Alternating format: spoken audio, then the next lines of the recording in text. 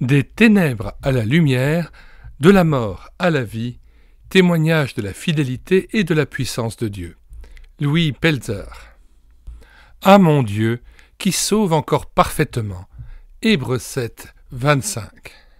À mon épouse, si courageuse dans l'épreuve, à mes enfants, afin qu'ils soient fermes. Prologue. Non pas à nous, Éternel, non pas à nous, mais à ton nom, donne gloire à cause de ta bonté, à cause de ta fidélité. Psaume 115, verset 1. C'est sur les instances de mes enfants que je me suis décidé à raconter mon histoire. Écrite de manière fort décousue et sans préoccupation littéraire, elle vaut ce qu'elle vaut.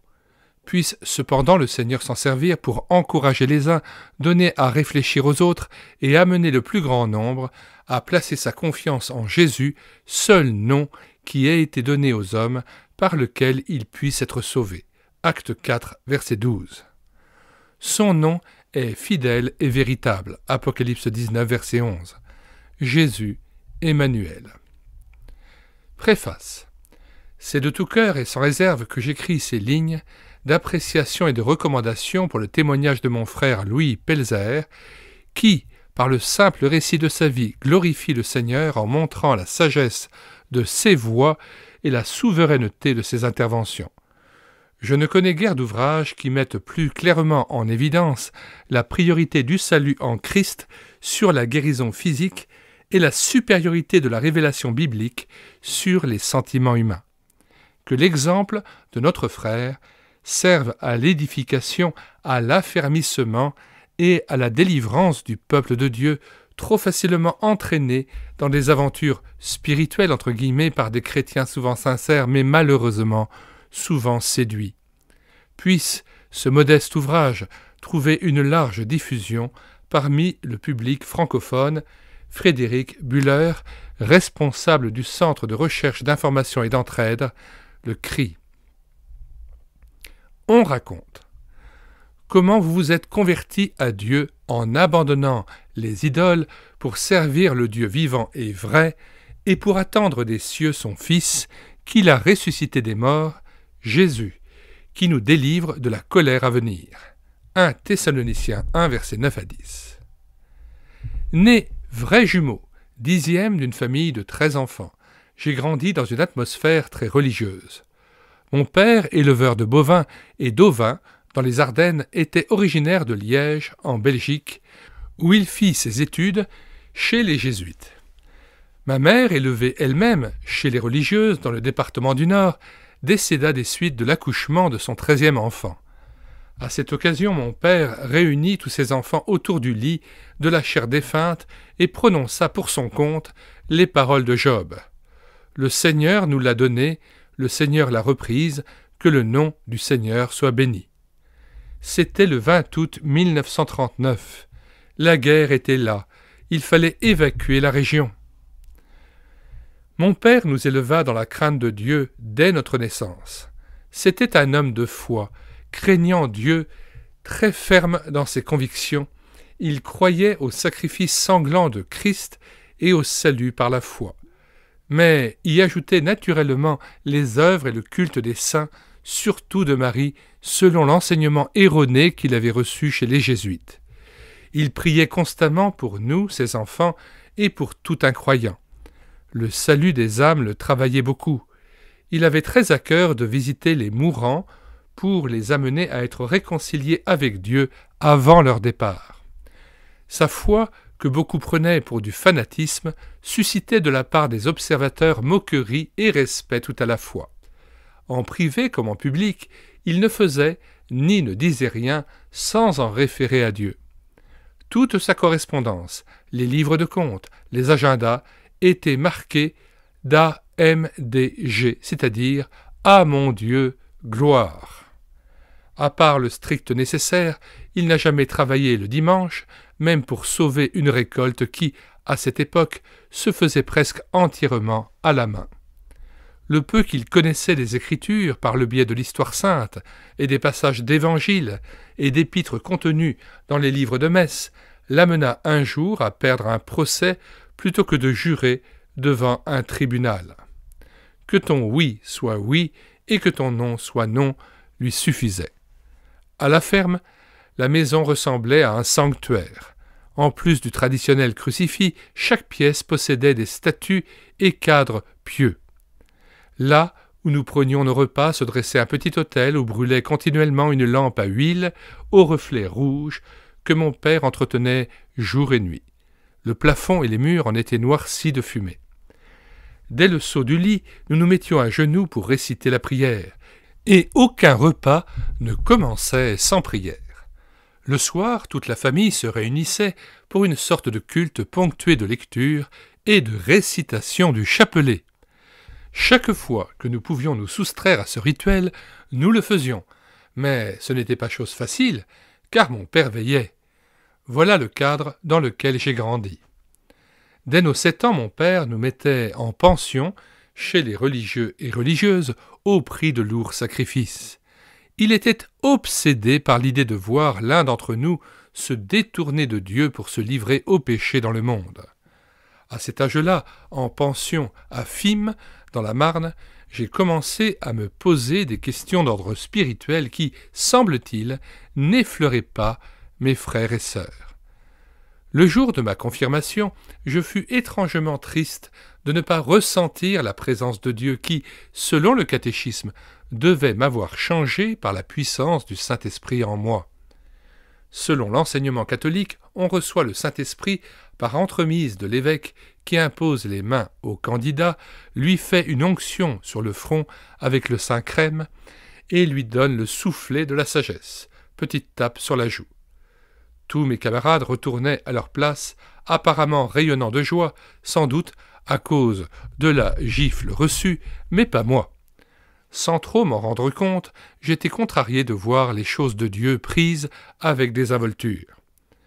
En pension, comme tous les autres élèves, j'ai assisté à la messe chaque matin, prié avant et après les repas, de même qu'avant et après chaque cours.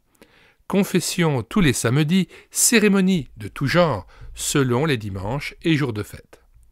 En pension à Reims, chez les frères des écoles chrétiennes, je fis ma communion solennelle en compagnie de mon frère jumeau François.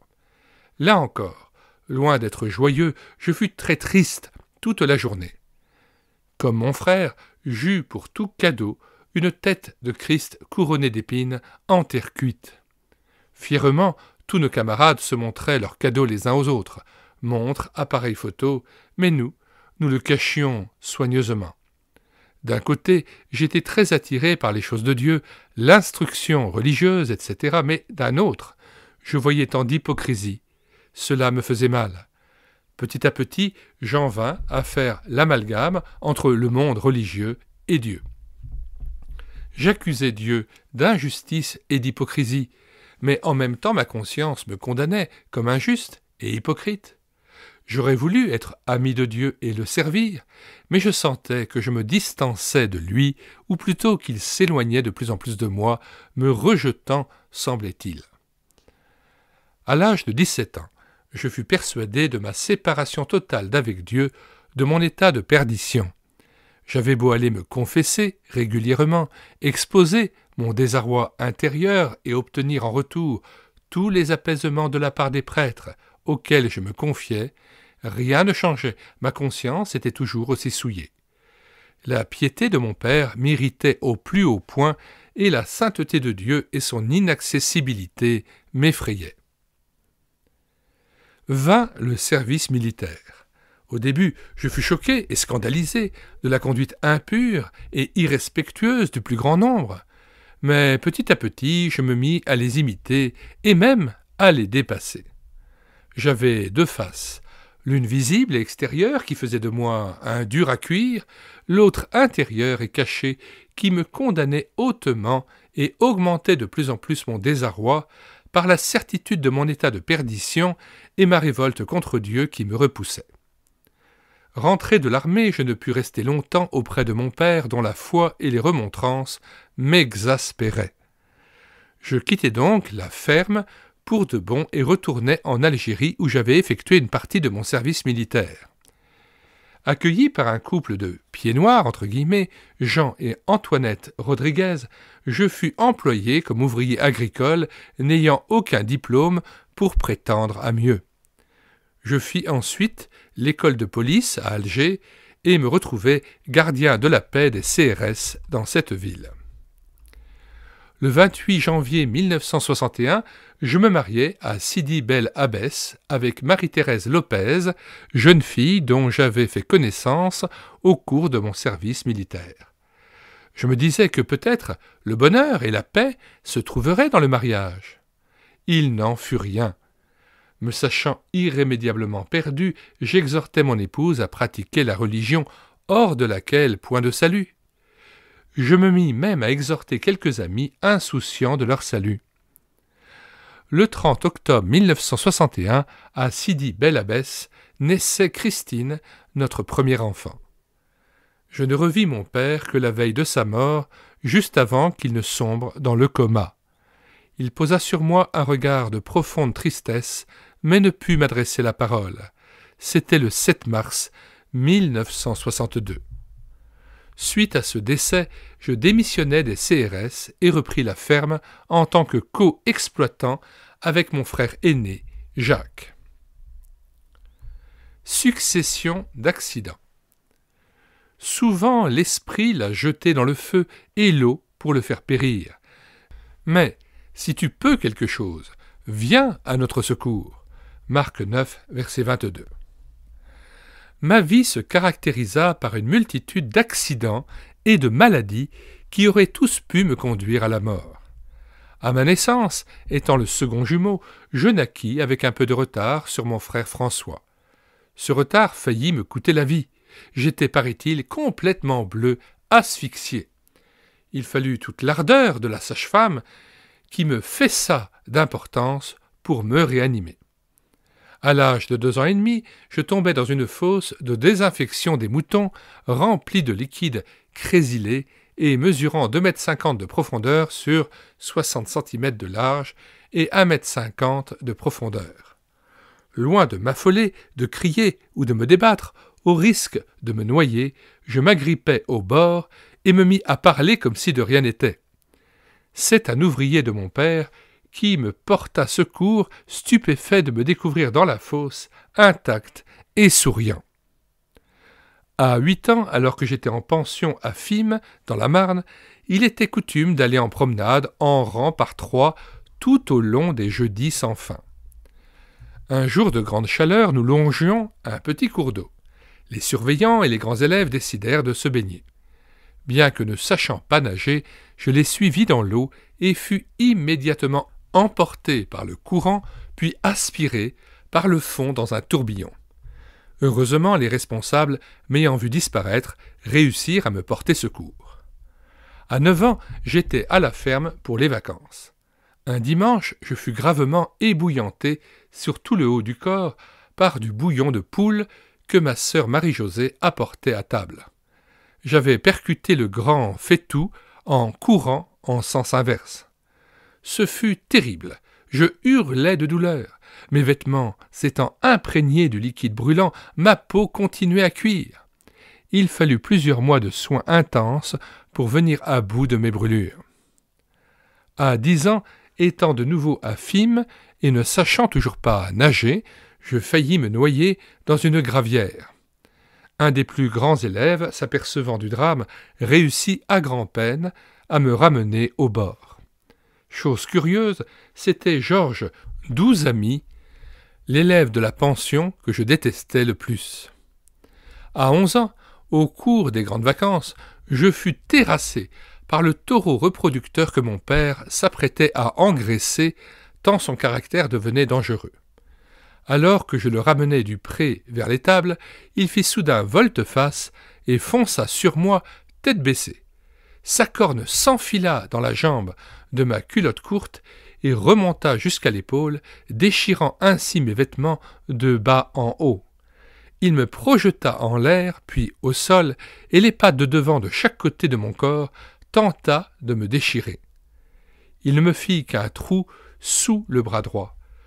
Je dus mon salut au courage et aux hurlements de mon frère Xavier, qui vint rapidement me porter secours, s'exposant ainsi lui-même. À 19 ans, au retour d'un bal de fête de la terre, JAC, en tub Citroën, mon frère François se mit à faire la course avec la voiture le précédent, conduite par un ami, Jacques Génin.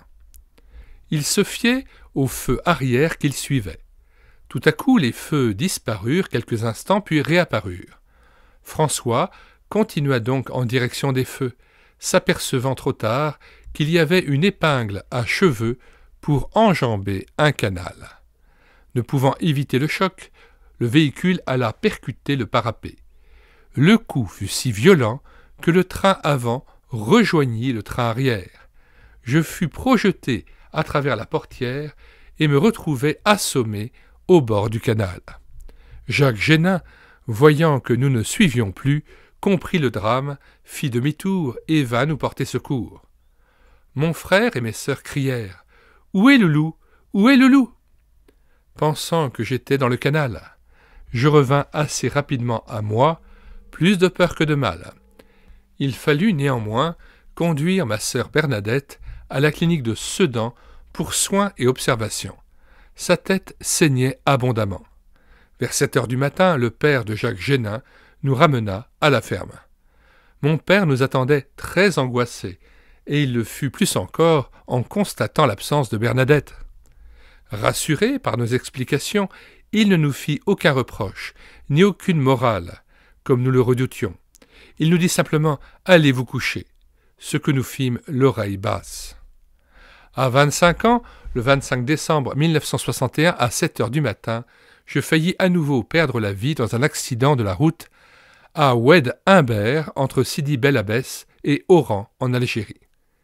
CRS, en déplacement à Oran, j'avais décidé la veille de passer Noël avec mon épouse et ma fille Christine, bien que tout l'effectif fût consigné sur place 24 heures sur 24 pour cause d'événements. Putsch d'Alger et OAS. C'est donc en fraude que je pris la liberté de cette escapade. Le 24 au soir, mon épouse tint absolument à ce que nous passions la soirée dans un dancing appelé la Joyeuse Harmonie. En fait de Joyeuse Harmonie, je m'y sentis très mal à l'aise et je le lui dis à plusieurs reprises. Il me semblait qu'un attentat à la bombe allait nous anéantir, mais surtout je me sentais fortement coupable envers Dieu de fêter ainsi la naissance de son fils. La soirée terminée, il fut convenu que mon beau-frère Maurice me ramènerait au casernement à Oran avant l'appel de 8 heures. Ni vu, ni connu. Tout était programmé pour le mieux.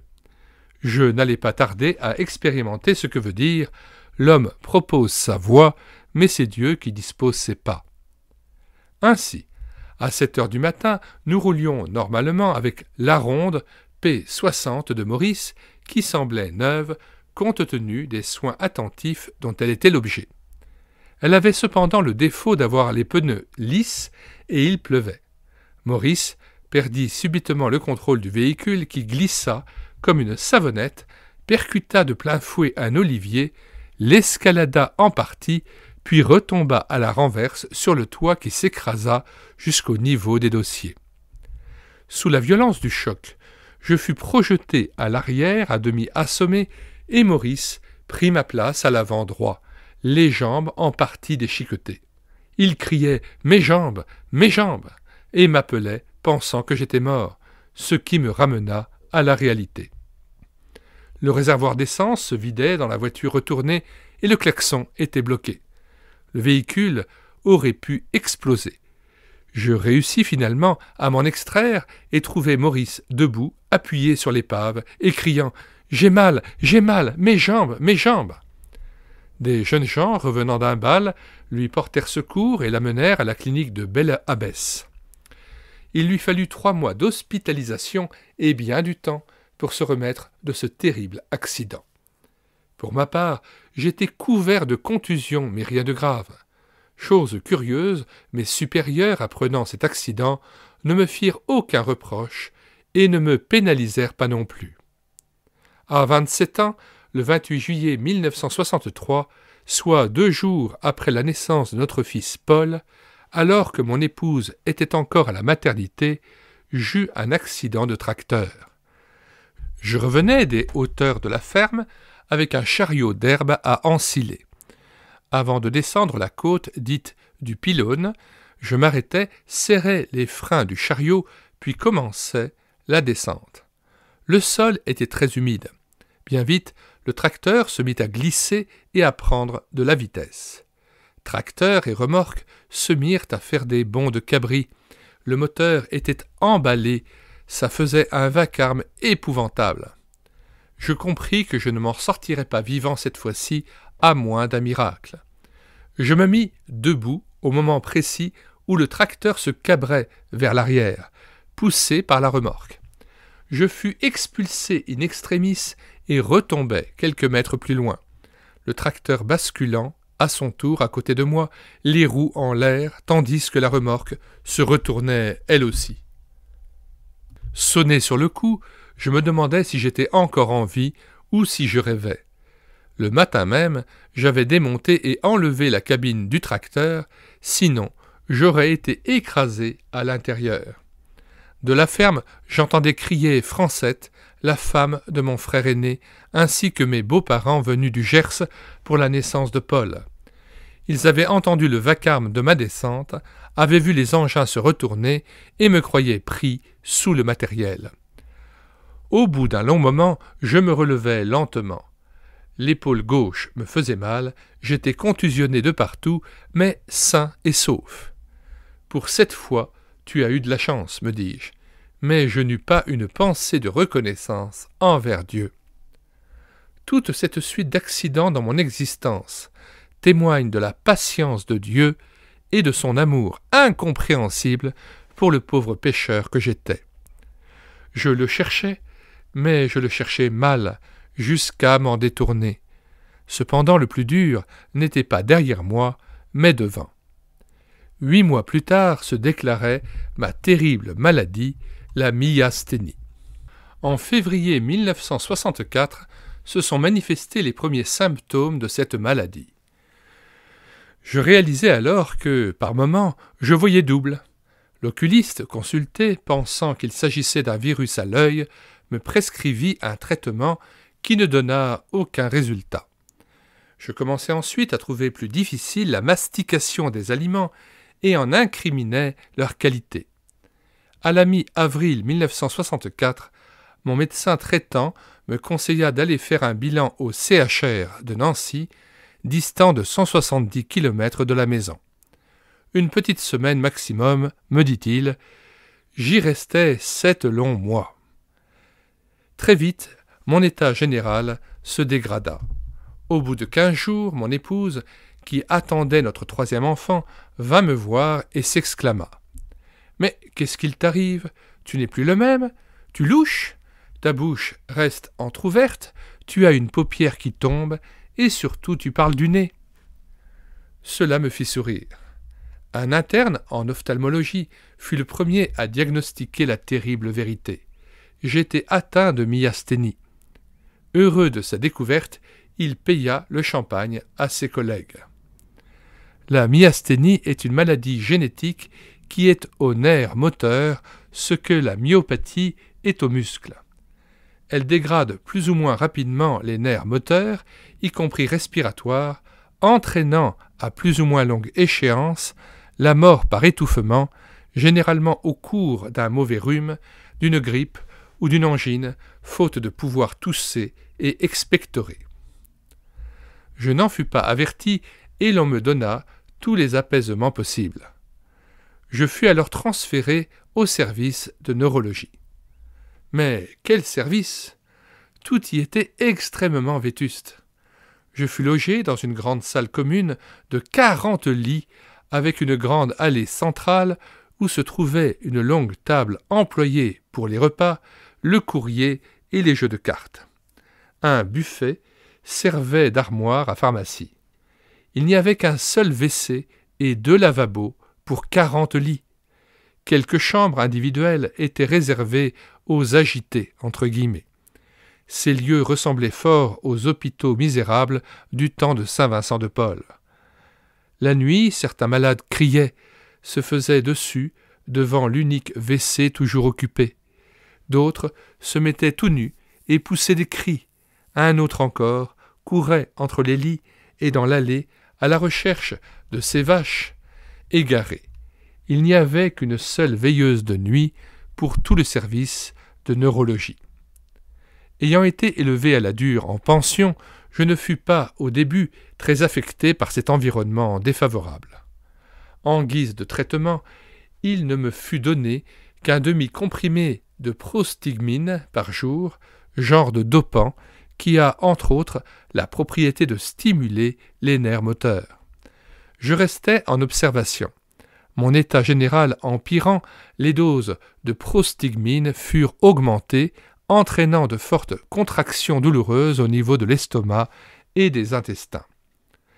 Les difficultés respiratoires commençaient à se manifester et me nourrir causait un problème, la déglutition devenant difficile faute d'une mastication satisfaisante. L'augmentation du traitement s'avérant insuffisant, il fut décidé de m'opérer du thymus, glande de croissance qui normalement disparaît à l'âge adulte et qui était encore de 18 grammes chez moi. M'étant enquis de la gravité de l'opération auprès du professeur, il me répondit que ce n'était pas plus compliqué qu'une opération de l'appendice. Je donnai donc mon accord. Les faits montrèrent que c'était beaucoup plus grave. Certains médecins et spécialistes consultés plus tard me dirent que je n'aurais jamais dû accepter. Mais comment savoir? Le 10 mai 1964, je subis donc la thymectomie. Pour ce faire, il faut scier le sternum par le milieu et écarteler pour pratiquer l'ablation de la glande. Elle était loin l'opération de l'appendice. Le réveil fut affreux. Douleur insupportable de la tête aux pieds durant 48 heures. Pieds et mains liés au cadre du lit. Je hurlais de douleur, et compte tenu de ma maladie, il n'était pas question de m'administrer des calmants durs, genre morphine, ceci m'aurait achevé. Il me fallut au moins 3 mois pour éliminer toute douleur. Mon état, qui aurait dû s'améliorer grandement selon les praticiens, empira. Mes mâchoires se paralysant de plus en plus et la déglutition devenant problématique, je ne pus plus absorber de nourriture solide et perdis 40 kilos en 1 mois et demi. Je ne pesais que 32 kilos. Les repas étant servis dans de grands plats collectifs, je n'y prélevais bientôt plus que la nourriture liquide et finis par me contenter du café au lait le matin et de la tisane le soir. Chaque jour, je demandais aux médecins et professeurs ce qu'ils comptaient faire. Ils me répondaient invariablement « Il faut être patient, monsieur Pelzer. L'opération que vous avez subie devrait déclencher une réaction positive vous conduisant au rétablissement complet. N'ayez pas peur, on s'occupe de vous. » Mes muscles fondant à vue d'œil, je me paralysais chaque jour un peu plus. Ma respiration devenait courte et difficile. Ne pouvant plus assurer ma toilette, je gardais le peu de force qui me restait pour aller au WC. De jour, il n'y avait qu'une seule infirmière et 2 aides-soignantes. Pas question de demander des soins particuliers. Pendant ce temps, comme si ça ne suffisait pas, mon épouse enceinte de notre 3e enfant fit une chute en glissant dans la montée vers notre maison. Elle tenait dans ses bras Paul, notre 2e enfant, âgé de 9 mois. Il se mit à pousser des cris. Elle se rendit chez sa sœur Clotilde, qui appela aussitôt son médecin. Celui-ci déclara que ce n'était rien, seulement la peur le faisait crier de la sorte. Lorsqu'elle fut de retour à la maison, les cris de Paul ne cessèrent pourtant pas, et la nuit fut très agitée. Le lendemain, mon épouse fit venir notre médecin de famille. Il diagnostiqua une fracture du fémur et ordonna l'hospitalisation de l'enfant à Sedan. Mon épouse, qui n'avait pas encore atteint ses 22 printemps, devait s'occuper de 2 hospitalisés éloignés l'un de l'autre de 200 kilomètres. Pour ne pas aggraver mon état, car la myasthénie interdit toute contrariété ou émotion, même positive, elle me cacha la vérité et prétendait venir sans les enfants pour s'éviter trop de fatigue, ce qui d'ailleurs était vrai. Elle m'apprit ce fait la veille de ma sortie de l'hôpital, soit 5 mois plus tard. Revenons au service de neurologie de Nancy, où mes forces physiques s'épuisaient irrémédiablement. Le 9 juin 1964, ayant de plus en plus de mal à respirer, à avaler et à expectorer, le tout compliqué d'une hypersalivation, je pensais mourir et le déclarai aux praticiens. Comme à l'accoutumée, ils me dirent « Mais non, monsieur Pelzer, vous vous faites des idées, tout va finir par s'arranger. » Le soir, je tentai d'appeler ma femme au téléphone, mais ne pus lui parler. Ma bouche et ma langue étaient pratiquement paralysées. Je compris que quelque chose de grave allait se passer. Je demandai donc un somnifère à la veilleuse de nuit et réussis à m'endormir. Le 10 juin, au matin, à la relève des infirmières, je me réveillais incapable de tout mouvement, avec de grosses difficultés respiratoires. J'avais perdu presque totalement l'usage de la parole. Je fis donc signe à une aide-soignante qui fut stupéfaite de me voir dans cet état. Je réussis à lui faire comprendre qu'il me fallait de toute urgence une piqûre de prostigmine et lui indiquai le tiroir du meuble où elle la trouverait. Depuis 2 mois dans ce service, je connaissais bien les lieux et le personnel. Face à l'urgence du cas, quoiqu'elle n'en ait pas le droit sans ordonnance, elle prit sur elle de me faire cette piqûre et me sauva la vie du même coup. Je lui en suis infiniment reconnaissant car bon nombre d'infirmières et d'aides-soignantes interrogées m'ont répondu sans exception qu'elles m'auraient plutôt laissé mourir que de risquer leur place. En vérité, Dieu veillait sur moi. Je pus ainsi attendre l'arrivée des médecins à 9 heures. L'hypersalivation redoublant, l'incapacité d'avaler, de cracher et d'expectorer encombrèrent mes poumons de mucosité. Me croyant perdu, je tentai vainement de saisir une feuille de papier et un crayon pour dire adieu à mon épouse et à mes enfants. Je n'avais plus aucune force, pas même celle de cligner des paupières pour humecter mes yeux brûlants. Je me suis alors tourné vers Dieu pour lui adresser un cri de désespoir par cette prière. « Seigneur, je reconnais t'avoir souvent offensé dans ma vie. Je suis perdu et l'enfer est pour moi, mais je te demande pardon. Garde et soutiens ma jeune épouse et nos enfants. » Je fus alors saisi d'étouffement et devins tout rouge. Le sang me montait à la tête. L'infirmière, voyant que je me tournais de l'œil, courut chercher l'interne de service, qui me dit une fois encore de ne pas m'affoler, on allait s'occuper de moi. Trop tard, leur dis-je. Ce fut alors le trou noir. Je sombrais dans le coma. Fort heureusement, il y avait non loin de là, au service de pédiatrie, une interne qui avait effectué un stage en réanimation et savait pratiquer la trachéotomie. Au bout d'un moment, je fus réveillé par ces paroles. « Monsieur Pelzer, soufflez, respirez, soufflez, respirez. » Un paravent avait été placé autour de mon lit afin de m'isoler des autres malades. 2 femmes médecins étaient penchées sur moi et ajustaient la canule pour me permettre de respirer. J'avais l'impression de rêver, car pour moi, étant mort, je devais être en enfer. On m'expliqua que l'on avait pratiqué une trachéotomie et que l'on allait me transporter en ambulance à l'hôpital Maringer, toujours à Nancy, spécialisé dans les insuffisances respiratoires. Dès cet instant, je fus branché sur un appareil à oxygénothérapie. C'était pour moi un grand soulagement. Je n'avais plus l'effort respiratoire à fournir. En quittant sur un chariot le service misérable de neurologie, je rencontrai dans le couloir l'aide soignante qui m'avait sauvé la vie. Elle semblait tout étonnée de me voir encore en vie. Nos regards n'ont fait que se croiser, mais je n'oublierai jamais cet instant. À l'hôpital Maringer, je me trouvais soudain comme au paradis comparé au CHR. J'étais dans une chambre individuelle parfaitement équipée pour les soins intensifs, un appareil à oxygénothérapie Engstrom m'assistait et une infirmière me veillait jour et nuit durant les premiers temps. Ce paradis n'était pourtant qu'illusoire, j'allais encore souffrir beaucoup. L'après-midi, où je fus trachéotomisé, ma sœur Thérèse vint me voir au CHR et trouva le lit vide. Elle se rendit alors à l'hôpital Maringer, me découvrit assisté respiratoire et incapable de parler. Elle partit immédiatement à Carignan pour avertir mon épouse. Celle-ci remit Paul à ses parents venus spécialement de Gimont.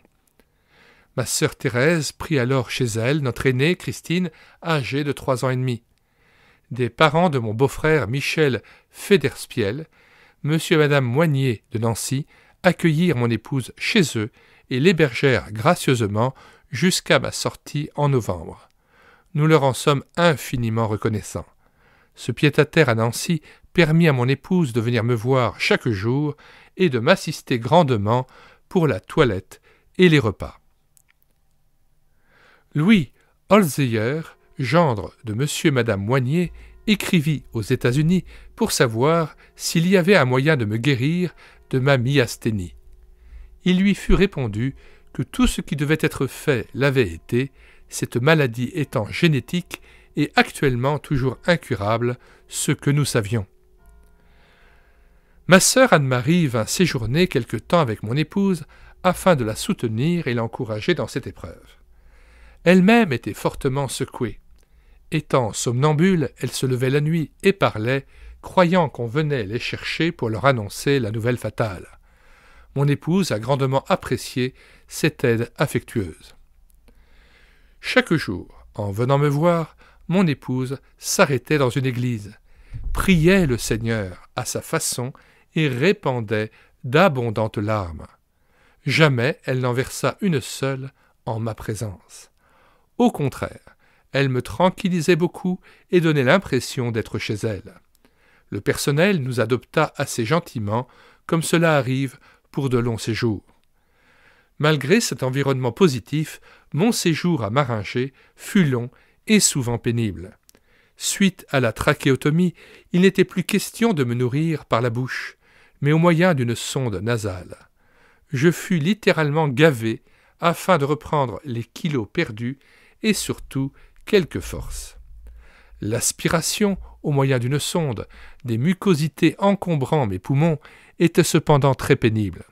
Souvent, la sonde se collait aux parois des poumons et me provoquait de fortes douleurs. Faute de respirer par le nez, j'avais perdu l'odorat et ne me rendais pas compte à quel point je sentais mauvais, si ce n'est à la tête des visiteurs et des infirmières qui me soignaient. Au bout d'un mois à Maringer, je me plaignis au médecin de démangeaison au niveau de la canule respiratoire. Quelle ne fut pas ma surprise d'apprendre que normalement cet endroit devait être désinfecté tous les jours et la sonde nasale changée chaque semaine. Rien de tout cela n'avait été fait et le professeur était furieux. Lorsqu'on me retira la sonde stomacale, elle était complètement pourrie au point que l'infirmière faillit vomir sur moi. Par la suite, voyant la corvée que cela représentait pour ces femmes, je la changeai moi-même sans grande difficulté ni gêne, puisque sans odorat. Que dire de la corvée du bassin, surtout lorsqu'il y avait constipation, incapacité du moindre effort de ma part, et donc assistance des infirmières, j'étais mort de honte. Comme traitement, il me fut donné des comprimés de mitellase à la place de la prostigmine, ainsi qu'une prise importante de sodium et de potassium, toujours pour stimuler artificiellement mes nerfs moteurs. Début juillet, voyant que j'étais l'objet de soins attentifs, mon épouse décida de rentrer quelques jours à la maison pour s'occuper des affaires courantes. Malheureusement, à cette époque de l'année, tous les principaux responsables prennent leurs vacances d'été, laissant leur charge à des internes plus ou moins expérimentés.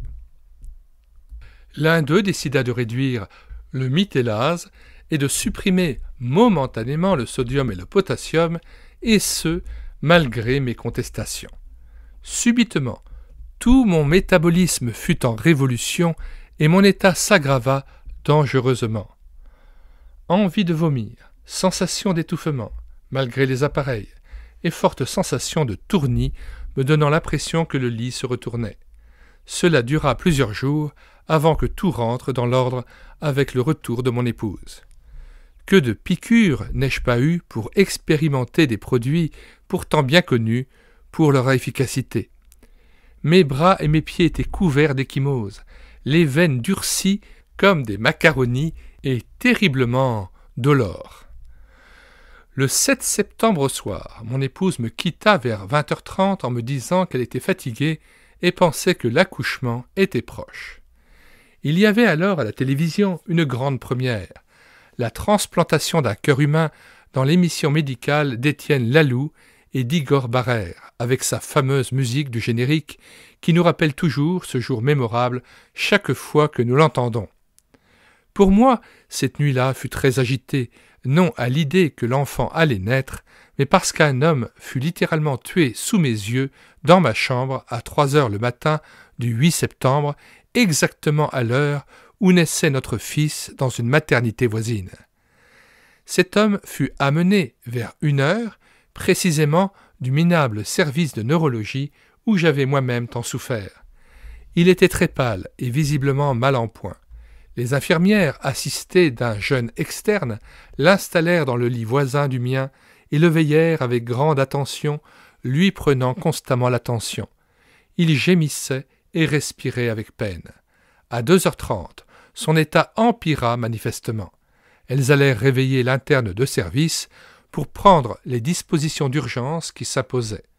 L'interne, une jeune femme, arriva dans la chambre fort courroucée d'avoir été réveillée.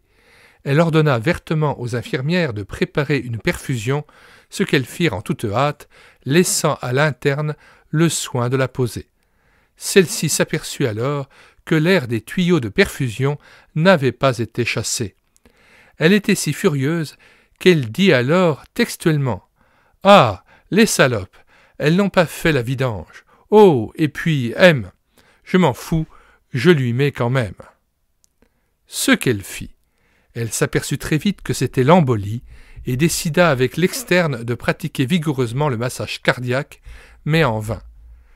Tous les deux se relayaient avec tant de force que bientôt le sang coula de la bouche du malade. Les infirmières étaient offusquées, mais elles furent menacées par les deux compères en ces termes. « Vous autres, fermez vos gueules, sinon ça ira mal pour vous. » C'est ainsi que mourut cet homme, et son corps fut rendu le lendemain à la famille, avec probablement un certificat de décès portant la mention « mort par arrêt cardiaque ».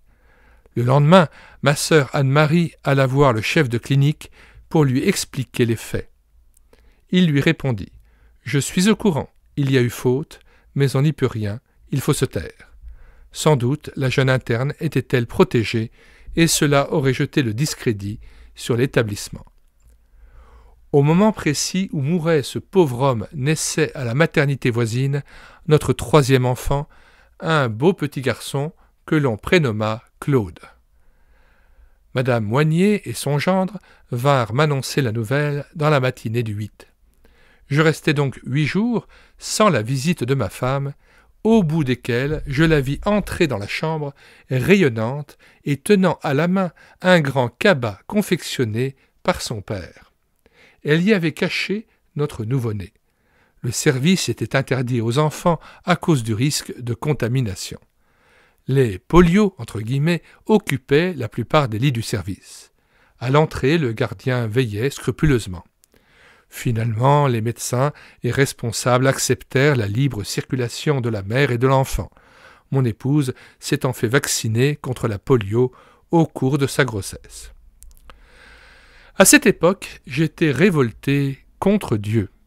La haine remplissait mon cœur à son égard non seulement parce que je souffrais et n'en voyais pas la fin, mais surtout parce que je voyais dans ce service d'assisté respiratoire, notamment chez les enfants. Certains étaient là depuis 7 ans. Une jeune fille de 18 ans avait un corps qui ne dépassait pas 70 cm. Les 4 membres atrophiés incapable de se nourrir, de respirer, etc., elle était entièrement assistée. Dans ma tête, tout se bousculait. Où donc était ce bon Dieu dont on m'avait rempli les oreilles depuis toujours? Que faisait-il? En octobre, ayant repris suffisamment de poids, une nouvelle opération fut tentée. L'ablation des sinus carotidiens. Là encore, ce fut en vain. Cependant, comme j'avais repris mon poids initial et un peu de force, je cessais d'être assisté respiratoire. Début novembre, mon retour à la maison fut envisagé. On m'enleva la canule respiratoire et on me fit attendre encore quelques jours. Vers le 15, je quittai l'hôpital et rentrai à la ferme par ambulance. J'étais dans une faiblesse extrême et les médecins n'avaient pour moi aucun espoir, si ce n'est de me prolonger la vie le plus longtemps possible au moyen des dopants dont les doses augmentaient avec le temps compte tenu de l'accoutumance.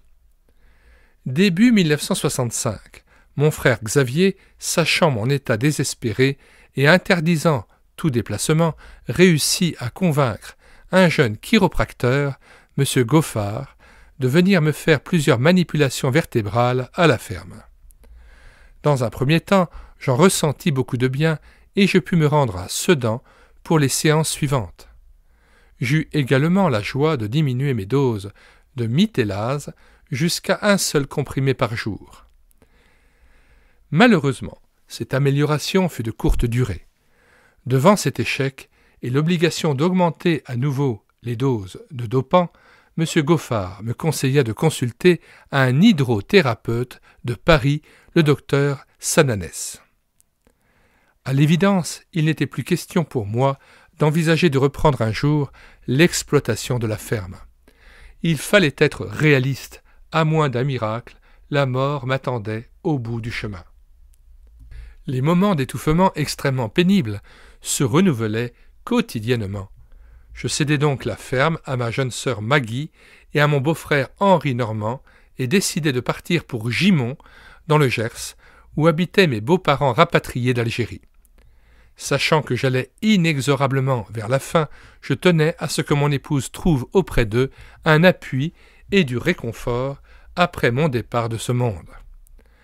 Nous partîmes pour le Gers via Paris le 15 septembre 1965, ambulance et avion. À Paris, je rencontrai l'hydrothérapeute qui m'ordonna des bains très chauds, 42 degrés, avec une solution de son cru, suivie d'enveloppements de serviettes trempées dans de l'eau encore plus chaude. Dès notre arrivée à Gimont, mon épouse s'employa au mieux à ces soins très pénibles pour elle comme pour moi. Cependant, ils ne donnèrent aucun résultat, si ce n'est de nous épuiser un peu plus l'un et l'autre. Elle alla voir le curé doyen de Gimont, lui exposa notre détresse et le pria de venir me visiter. Je l'attends encore, il n'est jamais venu, ce qui me révolta encore un peu plus contre Dieu et ses représentants. Ne sachant vers quel saint se tourner, mes beaux-parents firent venir un guérisseur radiesthésiste, qui m'ausculta au moyen de sa baguette, ce qui eut pour effet de le mettre en transpiration et en transe, tant et si bien qu'il lui fallut s'asseoir. Il promit de revenir la semaine suivante, mais on ne le revit plus jamais. Gimont, étant une petite ville, acceptait à l'école les enfants dès l'âge de 2 ans. Mon épouse y conduisit nos 2 aînés, Christine et Paul.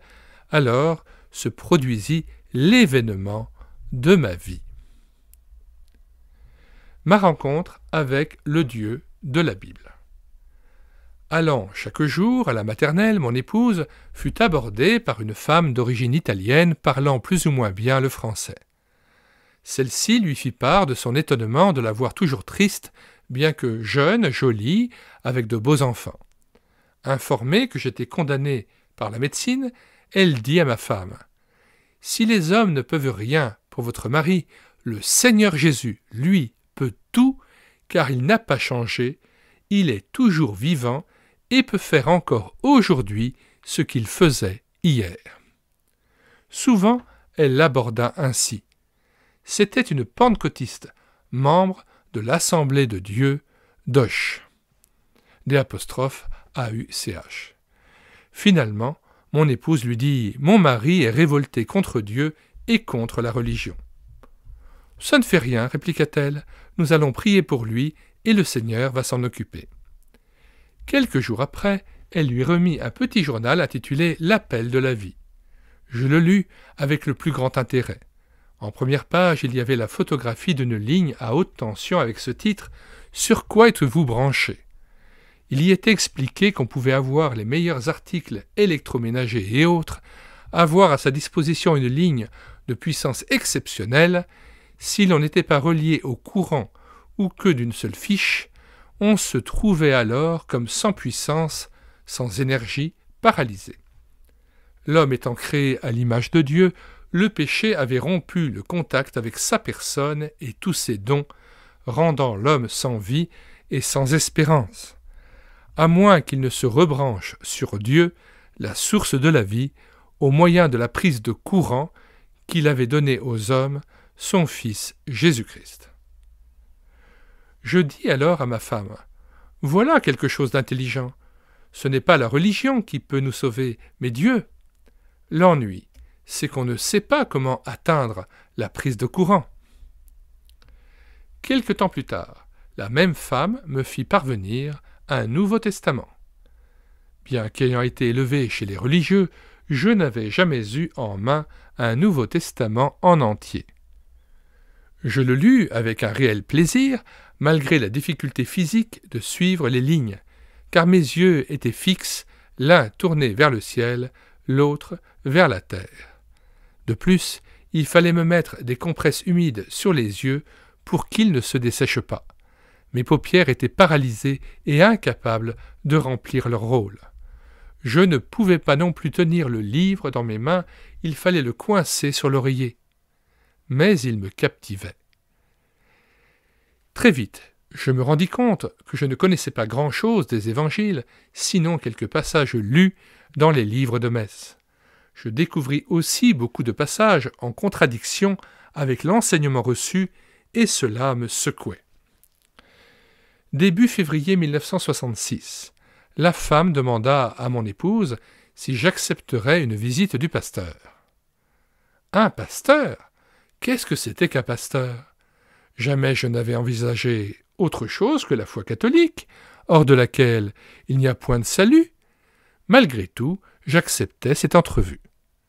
Lorsque j'aperçus le pasteur descendant de sa 4 chevaux Renault, il me sembla qu'un événement important allait se produire. Qu'il se soit déplacé pour moi seul, alors que je n'étais pas de sa religion, me toucha beaucoup. Il me parla de suite de ma santé critique et m'affirma que Jésus pouvait me guérir. Toute la conversation tourna autour de la guérison physique, mais pas un seul mot du salut de l'âme, du péché et de ses conséquences éternelles. Il pria ensuite pour moi et partit en me promettant de revenir si je le voulais bien. Du coup, la femme italienne osa me rendre visite. J'en profitai pour lui poser toutes sortes de questions sur sa religion, genre « Que faites-vous le dimanche ?» Elle me répondit « Eh bien, on va à Auch, écouter prêcher l'Évangile, on chante et prie pour les malades. » Cela ne me donna pas satisfaction. Mon problème fondamental était toujours d'ordre spirituel. Comment rencontrer Dieu, être accepté de lui ? À force de questions, j'appris que le dimanche matin, il y avait un culte avec Sainte Seine, c'est-à-dire avec pain et vin pour ceux qui la prenaient, donc d'une manière plus conforme à l'Écriture. La semaine suivante, le pasteur revint et me parla à nouveau de la guérison. Je lui dis alors franchement que pour moi, mourir n'était pas un problème, mais que rencontrer Dieu en était un sérieux. Que ce soit à 27 ans ou à 90, n'y changeait rien. Je me savais perdu depuis longtemps et tous les apaisements des hommes ne pouvaient me satisfaire. Il fut très surpris et très heureux de ma position. M'exposa alors droitement le plan du salut pour l'homme perdu, depuis la chute en Éden jusqu'à la gloire, en passant par la foi en Jésus-Christ et son œuvre expiatoire. La grâce de Dieu m'étant accordée, je reçus le message du salut en Jésus-Christ, lui seul. Une joie immense envahit mon cœur et mon esprit. C'était indescriptible. J'étais maintenant pleinement réconcilié avec Dieu, adopté comme son Fils, en son Fils mort, ressuscité, élevé dans la gloire, où il intercédait pour moi auprès du Père. Pour mon être intérieur, c'était le ciel sur la terre. Je posais alors une foule de questions au pasteur sur les sacrements, les offices. Chaque fois, il ouvrait un livre qu'il avait toujours à la main et me lisait la réponse. J'en étais surpris et je lui demandais quel était ce livre. Je fus extrêmement étonné de sa réponse. « C'est la Bible, pourquoi ?»« La Bible ? Et moi qui croyais que la Bible était un livre énorme, composé de dizaines de volumes entreposés au Vatican, et que seuls quelques prélats pouvaient consulter et en extraire quelques passages reportés dans le catéchisme ou le livre de messe. La Bible, ce livre encore interdit de lecture dans ma jeunesse, dans les écoles chrétiennes, sous prétexte qu'y étaient insérées des histoires immorales ou trop compliquées, je l'avais donc devant moi, la Bible, le livre de Dieu. L'image de la ligne à haute tension me revint à l'esprit. Il me fallait maintenant m'y brancher. Je demandai donc, avec quelque appréhension, si je ne pouvais pas en avoir une entière, moi aussi. Je l'obtins évidemment sans aucune difficulté. Pour être branché, je le fus. J'expérimentai, sans connaître le texte, ce que dit le prophète Jérémie, 15, 16. J'ai recueilli tes paroles et je les ai dévorées. Tes paroles ont fait la joie et l'allégresse de mon cœur, car ton nom est invoqué sur moi. J'étais maintenant réellement christianisé entre guillemets, chrétien selon le vrai sens du terme, c'est-à-dire en Christ. Le dimanche suivant, je me fis porter au culte comme le paralytique de l'Évangile. Il fallait faire 25 kilomètres. Il n'y avait pas de feuilles aux arbres, mais il me semblait que tout était en fête. Ne connaissant aucun cantique, je chantais dans mon cœur. Quand il me prend dans ses bras, il me parle tout bas, je vois la vie en rose. Pourtant, elle n'était pas rose cette vie, mais maintenant j'avais la certitude que Dieu s'en occupait, qu'il m'aimait et m'agréait parfaitement en son Fils Jésus-Christ. Découvrant dans les Écritures que Dieu a en horreur les idoles et images taillées sous toute forme, je détruisis sur le champ toutes les statues et images pieuses auxquelles je m'étais adressé jusqu'alors. Elles ne m'avaient été d'aucun secours à l'heure de la détresse, selon ce qui est si clair, par exemple, dans les psaumes 115 et 135, pour ne citer que ces passages. En quelques mois, je lus entièrement la parole de Dieu. Le plus extraordinaire, j'en comprenais les vérités essentielles sur la doctrine de Dieu, de l'homme et du salut. Le 13 mars 1966, soit un mois après ma conversion, je me fis baptiser selon les Écritures, c'est-à-dire par immersion, comprenant fort bien que mon baptême de bébé n'était conforme ni à la lettre, ni à la pensée du Seigneur Jésus qui a dit dans l'Évangile de Marc 16, 16, « Celui qui croira et qui sera baptisé sera sauvé, et non celui qui sera baptisé et qui croira. » À cette époque, j'étais entièrement paralysé et bien incapable d'entrer ou de ressortir du baptistère. Des frères s'occupèrent donc de noyer symboliquement l'homme mort dans son péché que j'avais été pour me faire réapparaître comme ressuscité pour une vie nouvelle, tout à la gloire de Dieu. Image extérieure d'une expérience intérieure réelle en Christ. Un mois plus tard, un soir d'avril 1966, mon épouse et les enfants étaient couchés. J'étais seul dans mon lit de misère. Nous faisions chambre à part tant je sentais mauvais, ma peau dégageant une odeur de mort due en grande partie aux médicaments absorbés. Et là, je me mis à prier le Seigneur de me délivrer de tout ce qui, dans ma vie, était mauvais et contraire à sa volonté. Il y avait notamment le tabac, qui achevait de m'étouffer, et je citais également mes comprimés de dopants, j'en prenais 12 par jour, ce qui provoquait des contractions artificielles très douloureuses, surtout au niveau de l'estomac et des intestins. Soudain, je me repris et dis à Dieu dans ma prière : « Non, Seigneur, pas les dopants, car tu sais que je ne puis survivre plus de 3 heures sans être dopé. » Je reçus alors comme un flash dans mon esprit et dans mon cœur avec cette parole : « Tout ce que vous demanderez en priant, croyez que vous l'avez reçu et vous le verrez s'accomplir. » J'aurais été bien incapable alors de vous dire que cela se trouvait dans l'évangile de Marc 11, verset 24. Mais je reçus cette parole sortie de la bouche de Christ.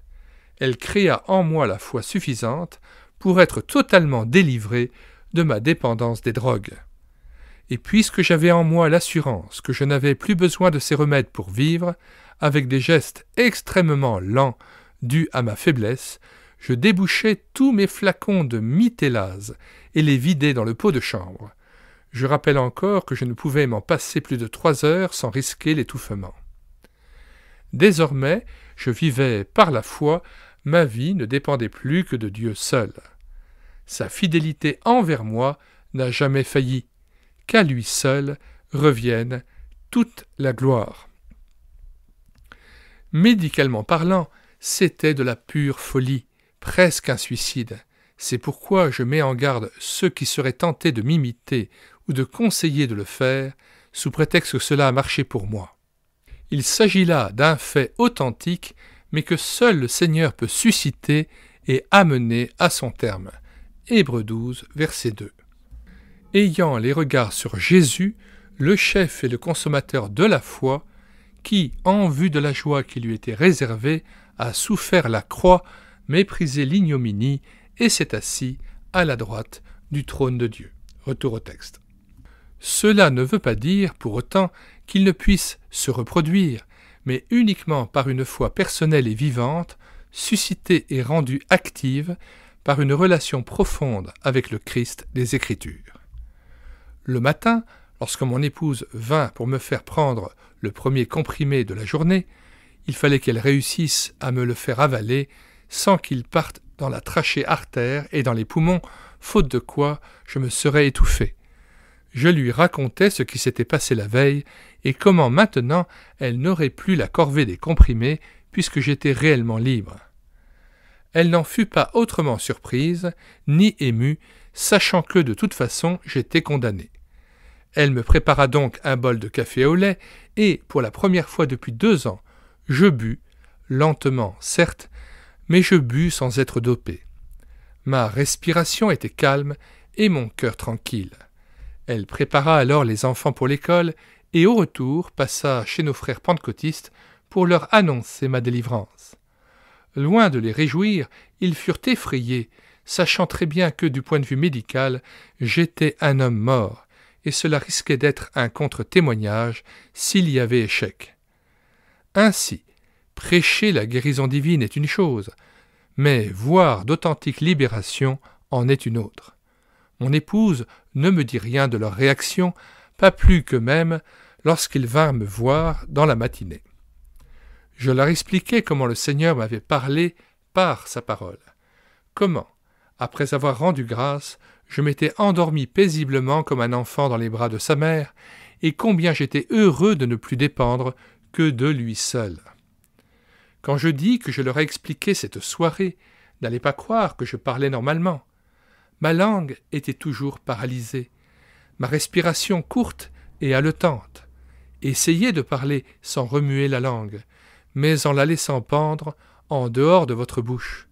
Vous aurez un aperçu de ma façon de m'exprimer et des difficultés de me faire comprendre. Tout semblait parfait. 48 heures s'écoulèrent ainsi sans dommage. Bien sûr, j'étais toujours aussi exténué, les symptômes de la myasthénie étaient toujours présents, mais je pouvais respirer et me nourrir sans l'assistance de médicaments. Ma femme me prépara alors des bananes écrasées avec un jus d'orange. Ce fut l'épreuve de vérité.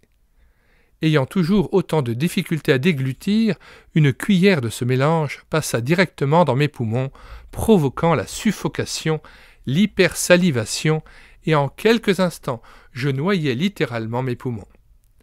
Faute de force suffisante, j'étais dans l'impossibilité absolue de tousser, d'expectorer, et ne disposais d'aucun recours humain pour me doper, me stimuler. Ayant le râle, je moussais par la bouche et par le nez, mes yeux se révulsaient. Il semblait bien que c'était la fin. C'est alors qu'on sonna à la porte. Ma femme alla ouvrir. C'étaient nos amis et frères en Christ qui nous rendaient une visite amicale. Ma femme leur dit alors « Il est en train de s'étouffer, c'est la fin !» Ils entrèrent donc dans la chambre. Lui fondit en larmes, mais elle se jeta à genoux au pied du lit et cria au Seigneur de toute son âme. « Seigneur, du fond de la détresse, nous invoquons ton nom en faveur de notre frère. Sauve-le afin qu'il te serve et te glorifie. » Et tandis qu'avec son mari et mon épouse, ils poursuivaient leurs supplications en ma faveur, tout malaise cessa instantanément. Je renvoyais tout ce qui était dans mes poumons, cessais de saliver, essuyais mon visage ruisselant de transpiration, m'assis sur le lit, puis me glissais sur les genoux pour rendre grâce au Seigneur de ce nouveau miracle de grâce en ma faveur.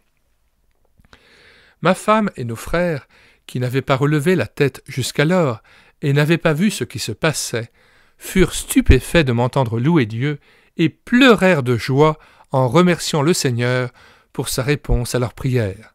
Voir Psaume 34, que nous lisons en partie du verset 4 au verset 7. « J'ai cherché l'Éternel, et il m'a répondu. Il m'a délivré de toutes mes frayeurs. Quand on tourne vers lui les regards, on est rayonnant de joie, et le visage ne se couvre pas de honte. Quand un malheureux crie, l'Éternel entend, et il le sauve de toutes ses détresses. L'ange de l'Éternel campe autour de ceux qui le craignent, et il les arrache au danger. » Fin de citation et retour au texte. Quelques jours plus tard, le médecin vint à la maison pour les enfants. Mon épouse lui fit part de notre joie de me voir délivré des dopants et lui rendit témoignage de notre foi. Il l'écouta avec un air de pitié et lui répondit « Ma pauvre femme, ne vous réjouissez pas trop, votre mari est condamné, il est absolument impossible qu'il tienne plus de 2 mois. J'en ai connu d'autres qui ont cru au miracle, sont allés à Lourdes, etc. Ils ne sont plus là. Il faut absolument que votre mari reprenne les dopants. C'est sa seule chance de prolonger sa vie. » Humainement parlant, il avait sans doute raison, mais le terrain de la foi ne tient pas compte des choses visibles, même si elles sont contraires à l'intelligence. 5 mois plus tard, en septembre 1966, j'eus encore une terrible épreuve à subir. Je fus atteint d'une forte bronchite. Je m'étouffais, salivais abondamment et avais toutes les peines à déglutir. Mes beaux-parents insistèrent pour que l'on fasse venir le médecin. Nous n'étions pas hostiles à la médecine générale, mais nous savions très bien que, dans mon cas, il n'y avait pas de remède efficace. Le médecin vint donc à la maison, m'ausculta avec sérieux, rédigea une ordonnance impressionnante et sortit de la chambre. Mon épouse lui demanda alors ce qu'il pensait de mon état. Sa réponse fut « Ma pauvre femme, je vous l'avais bien dit, il ne pouvait pas tenir. Maintenant, c'est la fin. Il va s'éteindre comme une chandelle. » Les frères pentecôtistes vinrent me visiter sur le soir, comme la première fois, mais il n'y eut pas de réponse à leurs prières. Ils quittèrent donc la maison, persuadés qu'ils ne me reverraient plus vivant. Mes poumons étaient de nouveau remplis de mucosité, je moussais de la bouche et du nez, et mes yeux se révulsaient comme la première fois. Mon épouse était épuisée par le souci et les soins que réclamait mon état et la charge de nos 3 enfants. Elle n'avait que 7 de tension maxi et était sans réaction. Elle s'assit au bord du lit et me veilla à moitié endormi. Mes poumons étaient congestionnés, mon souffle était de plus en plus court et difficile. J'avais le râle. Cependant, si incroyable que cela puisse paraître, intérieurement, j'étais dans une paix parfaite, me demandant simplement ce que le Seigneur attendait pour me délivrer, comme la première fois. Je ne pouvais me résoudre à douter, c'était pour moi quelque chose d'impossible, mais aussi d'inexplicable. En fait, j'expérimentais ce que disait l'apôtre Paul aux Philippiens, chapitre 4, versets 6 à 7. La paix de Dieu qui surpasse toute compréhension gardait mon cœur et mes pensées en Jésus-Christ. Et cela me suffisait. Vers minuit, mon état empira encore. Une pensée me vint à l'esprit, pensée que j'attribue naturellement au Seigneur. Il fallait que je fasse comprendre par geste à mon épouse qu'elle se mette debout sur le lit, m'attrape à bras le corps, la tête par terre et les pieds en l'air, jusqu'à ce que mes poumons soient vidés. Elle le fit, et mes poumons se dégagèrent entièrement. Complètement épuisée, elle tomba ensuite à la renverse sur le lit avec moi dans les bras.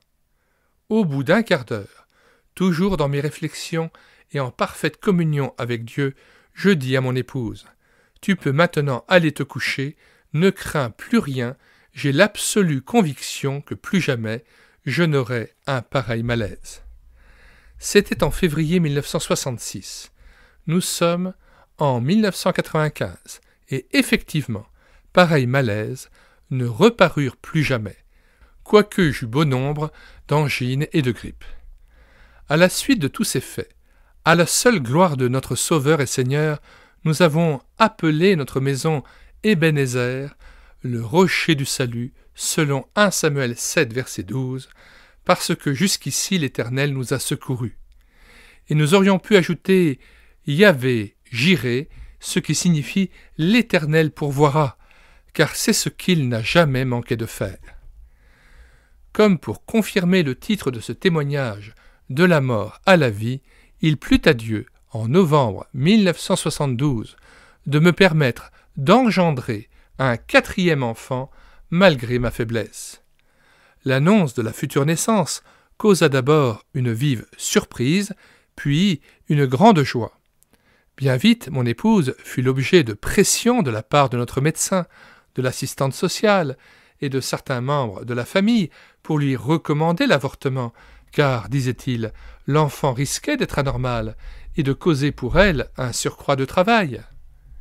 Sans aucune hésitation, nous avons opté pour la vie, estimant qu'elle était un don de Dieu. Attenter à la vie équivalait à lever la main contre lui. C'est donc plein de confiance que nous avons attendu l'événement qui se produisit à Auch le 3 août 1973. Une belle petite fille prénommée Rachel vint égayer toute la famille. Évidemment, les partisans de l'avortement ne se gênèrent pas pour venir examiner la petite sous toutes les coutures afin de voir si elle était normale. Rachel, qui marche dans les voies de Dieu comme toute la famille, est actuellement étudiante en médecine à la faculté de Toulouse-Rangueil. À Dieu seul, notre Créateur et Père, et à Jésus-Christ, notre Sauveur et Seigneur, vont toute notre adoration et notre reconnaissance.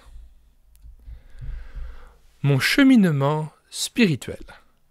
Il serait incorrect de ma part de ne pas reconnaître tous les bienfaits que les pentecôtistes m'ont apportés par leur dévouement, leur affection et leur prière. C'est pourquoi, avant toute chose, et par respect des personnes mises en cause dans ce témoignage, je ne citerai aucun nom, me bornant aux faits vécus. Comme j'ai déjà eu l'occasion de le dire, la découverte de Christ, comme mon sauveur personnel, fut pour moi un véritable éblouissement. 1 mois après ma rencontre avec Dieu par l'Écriture, soit le 13 mars 1966, je me faisais baptiser avec, toutefois, une réserve adressée verbalement au pasteur en ces termes. Je m'engage à marcher avec le Seigneur et avec vous de tout cœur, mais si un jour je découvre quelque chose qui ne cadre pas avec l'Écriture, je me sentirai libre de la refuser, voire même de me séparer. Il fut tout à fait d'accord avec cette prise de position. Fin mars 1966, soit 15 jours après mon baptême d'eau, à l'issue du culte du dimanche, il me fut demandé de rester tandis que mon épouse rentrerait à Gimont avec les enfants. On allait procéder à une réunion spéciale de jeûne et de prière. Alors de jeûne, J-E-U accent, circonflexe N-E, de jeûne, c'est-à-dire on ne mange pas, à une réunion spéciale de jeûne et de prière pour rechercher le baptême du Saint-Esprit. Ne sachant rien en la matière, je restai donc à cette réunion. Après le chant numéro 143, Sur les ailes de la foi, dont le refrain dit « Ô viens, Esprit de Dieu, fais-nous sentir ta présence, revêt-nous de ta puissance, et baptise-nous de feu, Esprit de Dieu, baptise-nous de feu », il y eut un brouhaha général. Les uns se mirent à genoux, d'autres debout, les mains en l'air.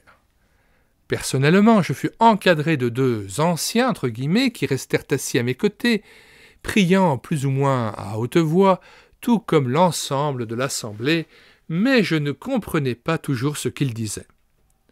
Certains commencèrent à trembler, d'autres à transpirer bizarrement, d'autres à rire, à pleurer, le tout mêlé de cris étranges, de gémissements et de bredouillements de paroles auxquels je ne comprenais rien. Tout le monde parlait et priait en même temps dans une excitation indescriptible. Un de ceux qui avaient été baptisés d'eau en même temps que moi tomba au sol.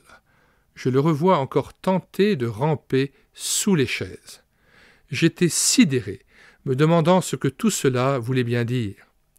Après la réunion, cet homme vint me trouver le visage rayonnant et ruisselant pour me dire « Frère, j'ai été baptisé du Saint-Esprit avec une telle puissance que j'ai pensé à vous et j'ai tenté de ramper jusqu'à vous pour vous communiquer cette expérience, mais je n'ai pas pu, tant l'Esprit était fort sur moi. » J'ouvre ici une parenthèse pour dire que cet homme et son épouse, qui étaient un couple de divorcés, mariés, entre guillemets, quittèrent l'assemblée sur un coup de colère peu de temps après, n'acceptant pas de reproches sur leur conduite. Ayant demandé des explications sur tout ce que j'avais vu et entendu au cours de cette réunion, il me fut répondu, Bible en main, qu'il en était déjà ainsi lors de la première Pentecôte, acte 2. Le Saint-Esprit ayant saisi les apôtres et les disciples, ceux-ci n'étaient plus maîtres de leur personne, mais entièrement dépendants de l'Esprit de Dieu. Leur comportement bizarre avait alors suscité dans la foule cette déclaration « Ils sont pleins de vin doux ». Au moyen d'Acte 10, versets 44 et suivants, et Acte 19, versets 1 à 6, mes amis me convainquirent qu'ils étaient dans le droit fil de la véritable Église, née à la Pentecôte et se poursuivant à travers les siècles jusqu'à nos jours, malgré les persécutions. Dieu était toujours le même et ses promesses pour tous, acte 2, verset 39. Alors, j'ouvre une parenthèse afin de vous signaler que dans les commentaires de cette vidéo, nous mettons de très nombreux ouvrages mettant en garde contre les égarements du pentecôtisme, du charismatisme, et de nombreux ouvrages montrant comment être délivré de cette fausse doctrine pernicieuse, et nous vous conseillons notamment l'ouvrage de Georges Birch, Le ministère de délivrance, dont nous vous donnons le lien, notamment afin de pouvoir être délivré des esprits de langue qui sont reçus, hélas, dans ces milieux. Vous y trouverez notamment au chapitre 8 la manière de tester, d'éprouver, de mettre à l'épreuve les esprits de langue, pour savoir s'ils sont de Dieu. Dès lors, je m'appliquai avec plus d'ardeur à la lecture de la parole de Dieu et soulignai tous les versets ayant trait au Saint-Esprit, aux miracles, signes et prodiges, relatés notamment dans les évangiles et les actes.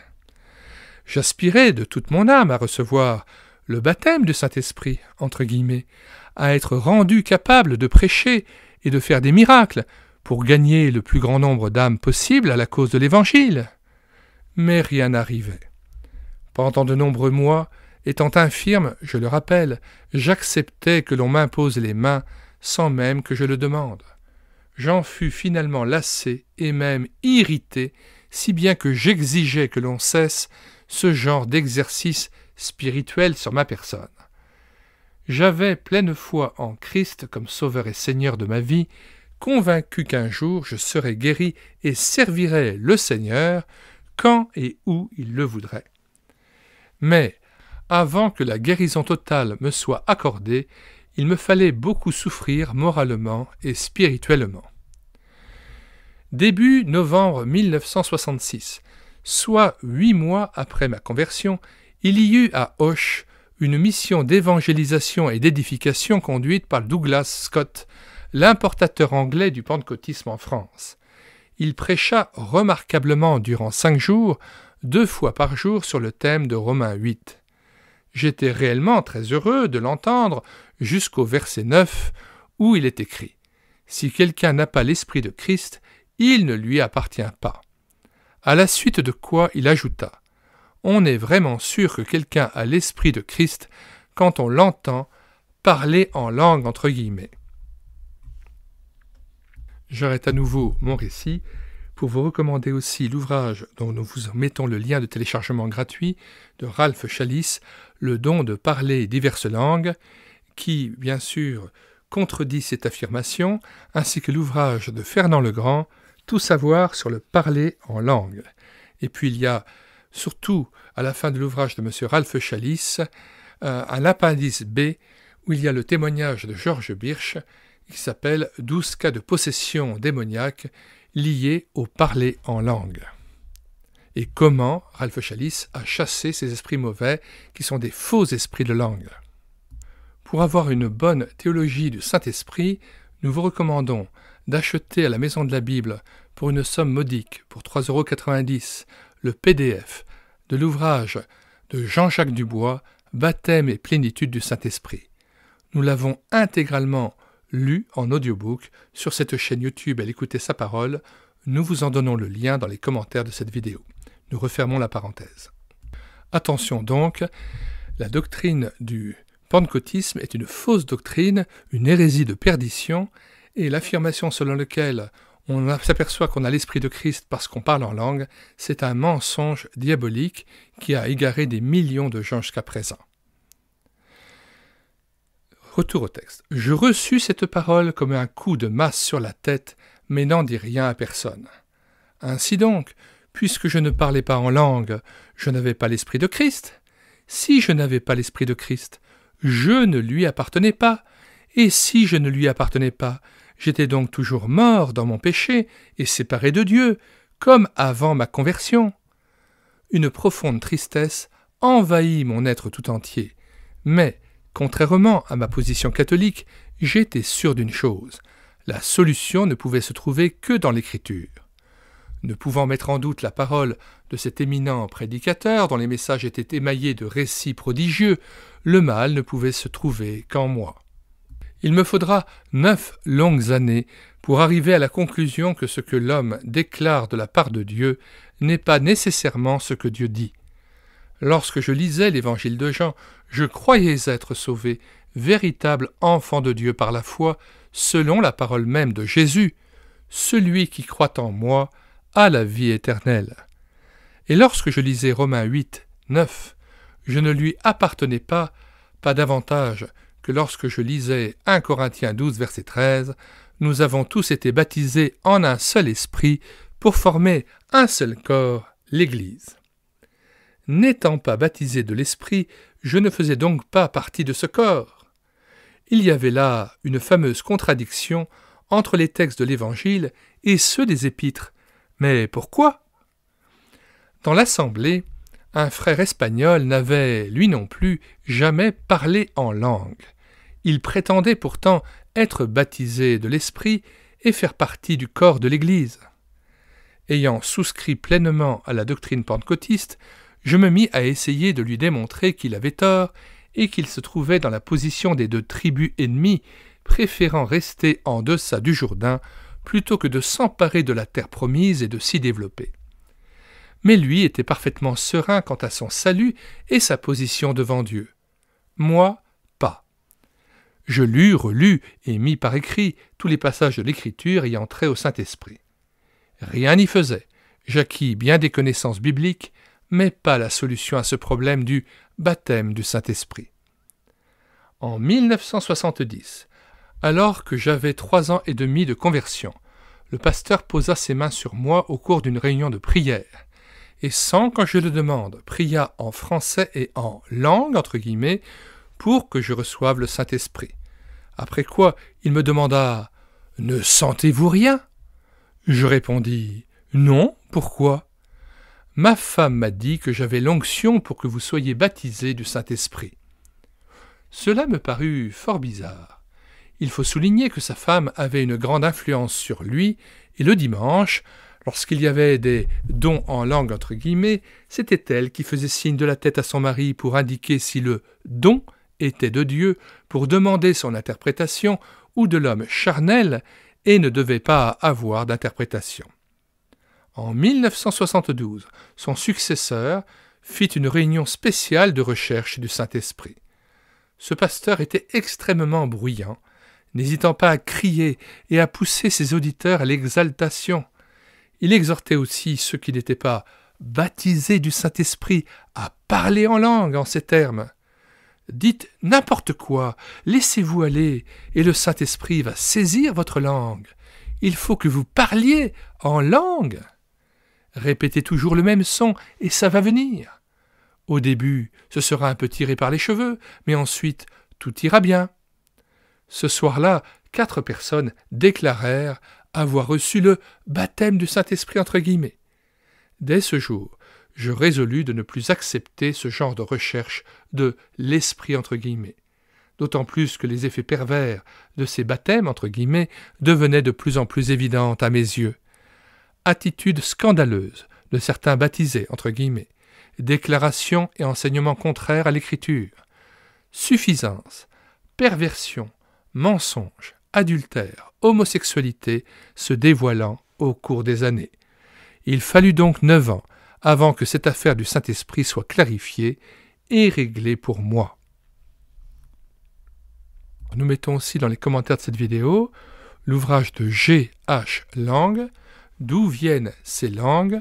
G.H. Lang était un des premiers pentecôtistes au début du XXe siècle. Il en est sorti et il explique toutes les déviations doctrinales auxquelles donne lieu se parler en langue.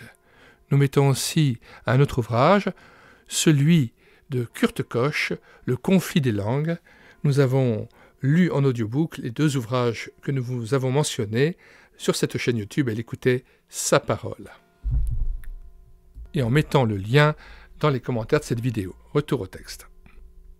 Profondément attristé, je suppliai le Seigneur pour qu'il me vienne en aide en mettant un terme à mon tourment. Intérieurement, il me répondit « Qui dois-tu croire? Les hommes qui disent parler de ma part, alors que je n'ai rien dit de pareil, ou ceux que je déclare dans ma parole ?» Je rencontrai encore mon ami espagnol et l'importunai de nouveau en ces termes. « Nous ne sommes toujours pas baptisés du Saint-Esprit, alors que les Corinthiens l'étaient tous. » Il me répondit tout simplement « Êtes-vous vraiment sûr que seuls les Corinthiens étaient baptisés de l'Esprit ? Relisez donc le début de l'épître et croyez ce qui est écrit. » Je relus donc la énième fois Paul à l'Église de Dieu qui est à Corinthe, à ceux qui ont été sanctifiés en Jésus-Christ, appelés à être saints, et à tous ceux qui invoquent en quelque lieu que ce soit le nom de notre Seigneur Jésus-Christ, leur Seigneur et le nôtre. Que la grâce et la paix vous soient données. Ce fut le déclic, l'illumination. Ainsi, le Saint-Esprit déclaré par Paul à l'Église de Corinthe et à tous ceux qui invoquaient le nom du Seigneur en quelque lieu que ce soit, donc aussi à moi, nous avons tous été baptisés d'un seul esprit pour former un seul corps. Maintenant, c'était clair. Il n'y avait plus de contradiction entre l'évangile de Jean et les épîtres, mais parfaite unité de pensée. Une immense joie remplit à nouveau mon cœur avec la certitude du salut et de mon appartenance à la véritable Église, celle composée de tous ceux qui invoquent avec foi et vérité le nom du Seigneur Jésus-Christ comme Sauveur et Seigneur. Le dimanche suivant, je fus très heureux de partager cette découverte avec mon frère espagnol. Il me dit alors « Je viens de voir, dans le catalogue de la CLC, la sortie d'un petit livre signé de Jean-Jacques Dubois et intitulé « Baptême et plénitude du Saint-Esprit ». Je vais en commander un exemplaire, en voulez-vous un ?» J'acceptai et découvris quelques jours plus tard qu'il répondait exactement à ce que le Seigneur venait de me révéler. J'écrivis à un frère responsable du journal Voix dans le désert, et chose curieuse, le lendemain, avant que ma lettre lui parvienne, je reçus le journal qui traitait du même problème et ne faisait que confirmer ma découverte. Mon cœur débordait de reconnaissance envers le Seigneur pour sa miséricorde envers moi. 9 années se sont donc écoulées à rechercher ce que je possédais depuis ma conversion. Il me faudra 9 autres années pour réussir à sortir des assemblées de Dieu. Mon épouse ayant été baptisée de l'Esprit, ayant parlé en langue, donné des messages en langue, avec toutes les extravagances qui les accompagnaient, cris, pleurs, tremblements, ce ne fut pas facile. N'allez surtout pas croire que le don de cet esprit, entre guillemets, est amené dans notre foyer la paix et la sérénité. Ce fut exactement le contraire, mais par décence, je n'en dirai rien. Devant les tristes résultats, elle accepta finalement de rejeter l'esprit de langue, entre guillemets, dont elle était liée, ce qui eut pour effet un changement radical dans son attitude et dans notre foyer. Nos enfants, Paul, Claude et Rachel, s'engagèrent ensuite personnellement tour à tour pour le Seigneur en se faisant baptiser selon les Écritures. Ils eurent depuis une attitude des sentiments et une conduite qui le glorifie. À mon avis, la caractéristique des milieux pentecôtico-charismatiques est un esprit d'erreur déguisé en zèle excessif qui pousse les individus, pasteurs en tête, à l'exaltation du miraculeux, voulant que tout soit merveilleux et parfaite réussite pour le temps comme pour l'éternité. Ils n'hésitent pas à affirmer qu'ils sont guéris, ou que vous êtes guéris, et que la réussite doit se traduire dans tous les domaines de la vie, même si le contraire est manifeste. Il leur semble outrageant pour Dieu et son témoignage qu'un homme puisse demeurer infirme, malade ou pauvre, et s'en satisfaire. Ils ne pouvaient admettre que je rende grâce à Dieu pour l'état d'infirmité dans lequel il me maintenait. Et pourtant, quel désastre c'eût été pour moi et les miens si j'avais été guéri instantanément lors de ma conversion. À n'en pas douter, je serais devenu un persécuteur d'infirmes et un prédicateur acharné de toutes sortes de bénédictions en Christ, entre guillemets, dans les lieux terrestres, lesquels débouchent finalement sur bien des tourments, si ce n'est la perdition, plutôt que d'avoir pleine satisfaction et paix d'être trouvé en Christ, lui seul. La prolongation de mon état d'infirmité ne m'a-t-elle pas permis de sonder les Écritures, d'avoir une foi personnelle émanant de la parole de Christ, et non des hommes, et de la transmettre à mes enfants? Quel privilège d'avoir pu être chaque jour en contact avec mon Dieu et Sauveur, et d'entraîner les miens vers lui par le culte de famille quotidien. Jamais mes enfants ne sont allés à l'école sans avoir entendu un passage de l'Écriture, prier et chanter à la gloire de celui qui nous a tant aimés et nous a sortis d'une telle situation. Quelle tristesse de voir tant de prédicateurs de la réussite, du miracle ou de niaiserie sentimentale se retrouver en faillite physique, morale ou même spirituelle. Ici, je suis obligé d'affirmer qu'en 18 ans passés parmi les pentecôtistes, assistant en moyenne à 2 réunions d'évangélisation par semaine, je n'ai jamais vu un seul malade être guéri instantanément à l'imposition des mains, comme dans les évangiles ou les actes des apôtres, jamais. Par contre, j'ai entendu et vu bon nombre de personnes déclarer avoir été guéries suite à l'imposition des mains. L'ennui, c'est que la plupart continuaient à se faire imposer les mains des dizaines de fois ou se retrouvaient à l'hôpital précisément pour le mal dont ils témoignaient être guéris. Combien de fois ne m'a-t-on pas dit que j'étais guéri et que seule mon incrédulité m'empêchait de le manifester? Un jour, 2 frères me tinrent debout au milieu de l'allée afin que l'évangéliste de passage m'imposât les mains. Puis celui-ci leur dit « Lâchez-le et qu'il marche au nom de Jésus. » Ce qu'ils firent, et je m'écroulai alors comme un château de cartes, incapable du moindre pas. L'évangéliste dit alors en me regardant « Ah, l'incrédulité, l'incrédulité !» Une nouvelle orientation. Les années passant, j'étais très décidé à sortir du milieu pentecôtiste, non à cause des scandales, car ils n'en ont malheureusement pas l'exclusivité, mais à cause de leur doctrine sur le Saint-Esprit, les manifestations qui l'accompagnent, l'imposition des mains sans discernement et la guérison à tout prix. Je décidai donc de rejoindre l'Assemblée évangélique de frères, dit Large, à Auch. En décembre 1983, j'avertis le pasteur de notre départ. Manifestement, il en fut affecté, car il nous aimait bien, de même que l'Assemblée, et nos enfants accompagnaient les chants de leurs instruments. Ce départ, le 1er janvier 1984, ne fut pas facile, surtout pour mon épouse et les enfants, très attachés à la communauté et aux jeunes en particulier. Se retrouver en vase clos, sans aucune affinité ni accueil chaleureux, dans un milieu manifestement sur la réserve, à l'extrême opposé quant à la manière de conduire les réunions, fut une rude épreuve. Mais j'avais cette conviction intérieure que cette décision m'était imposée par le Seigneur et sa parole, la fidélité à celle-ci ne pouvant être mise à mal par le sentimentalisme. Dès le début, il me fut demandé de participer aux études bibliques, cultes et prières.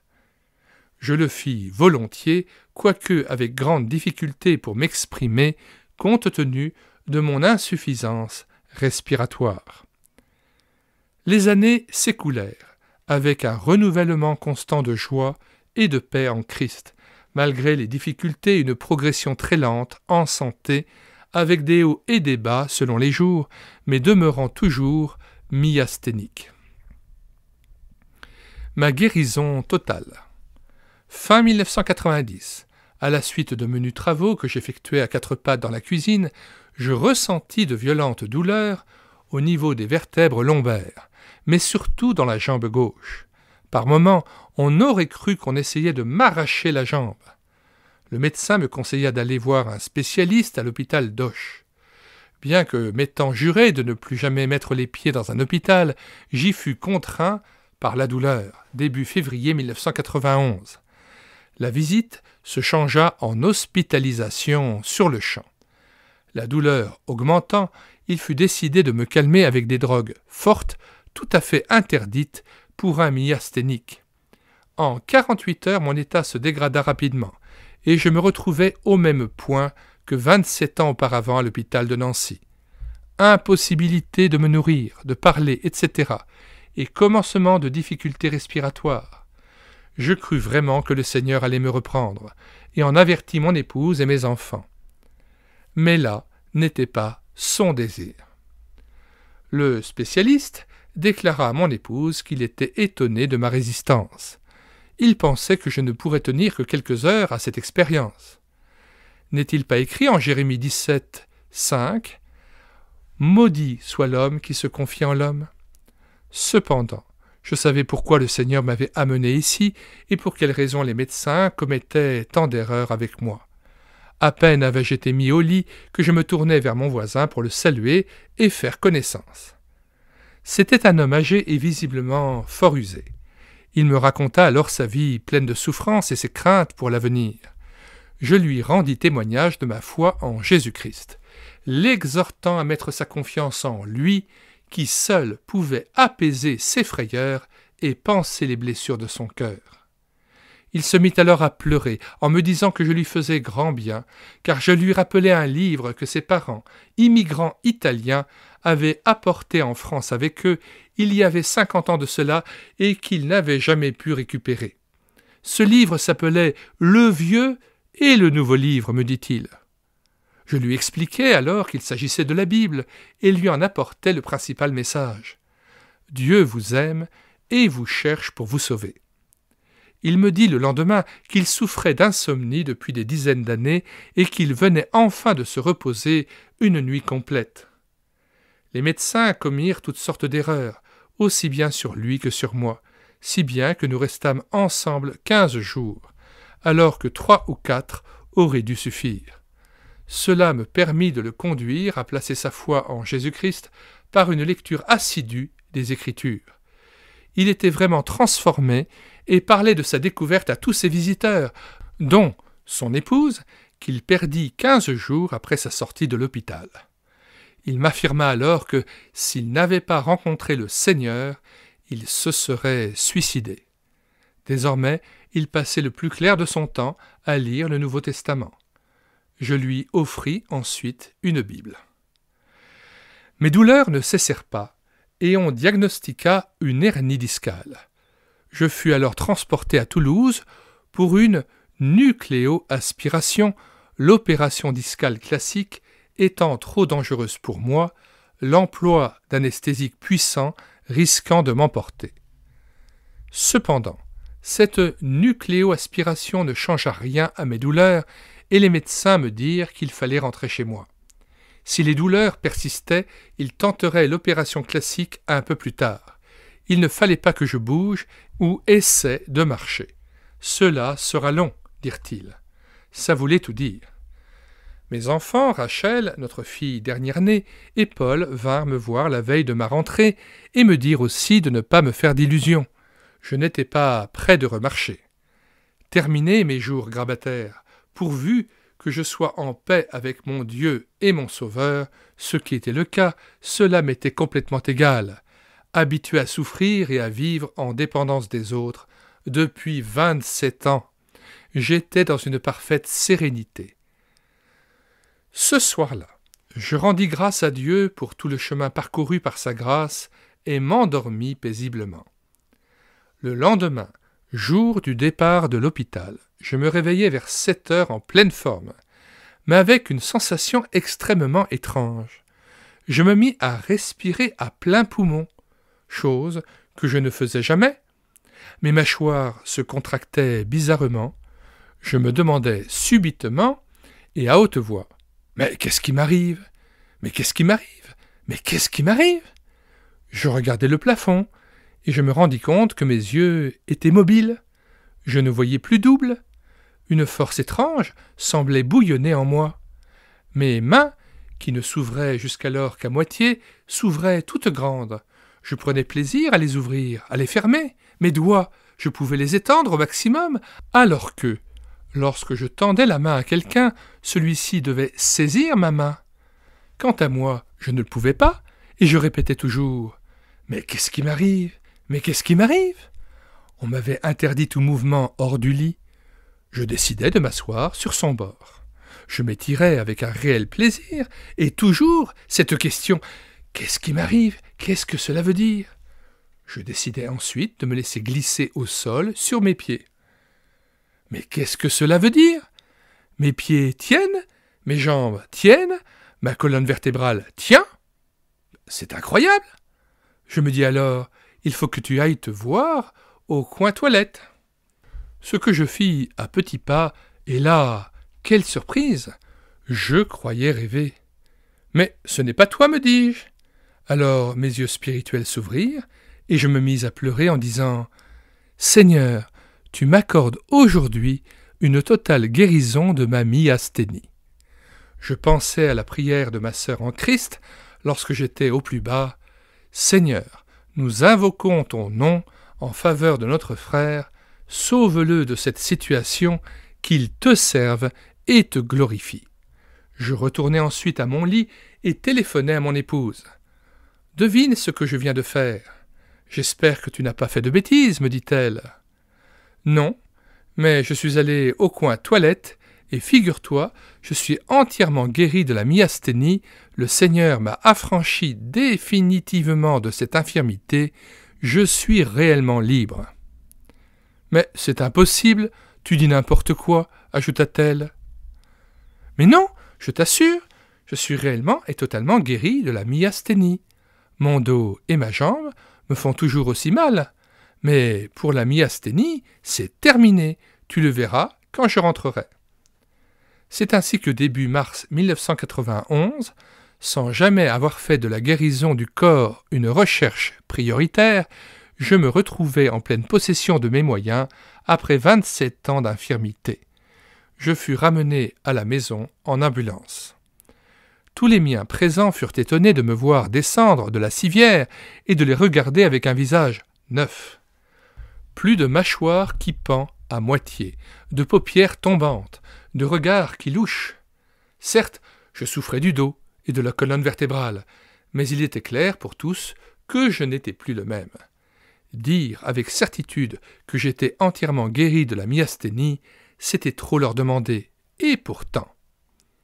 Le problème de douleur de ma jambe gauche et des lombaires sera finalement réglé par un kiné ostéopathe qui me remettra les vertèbres en place.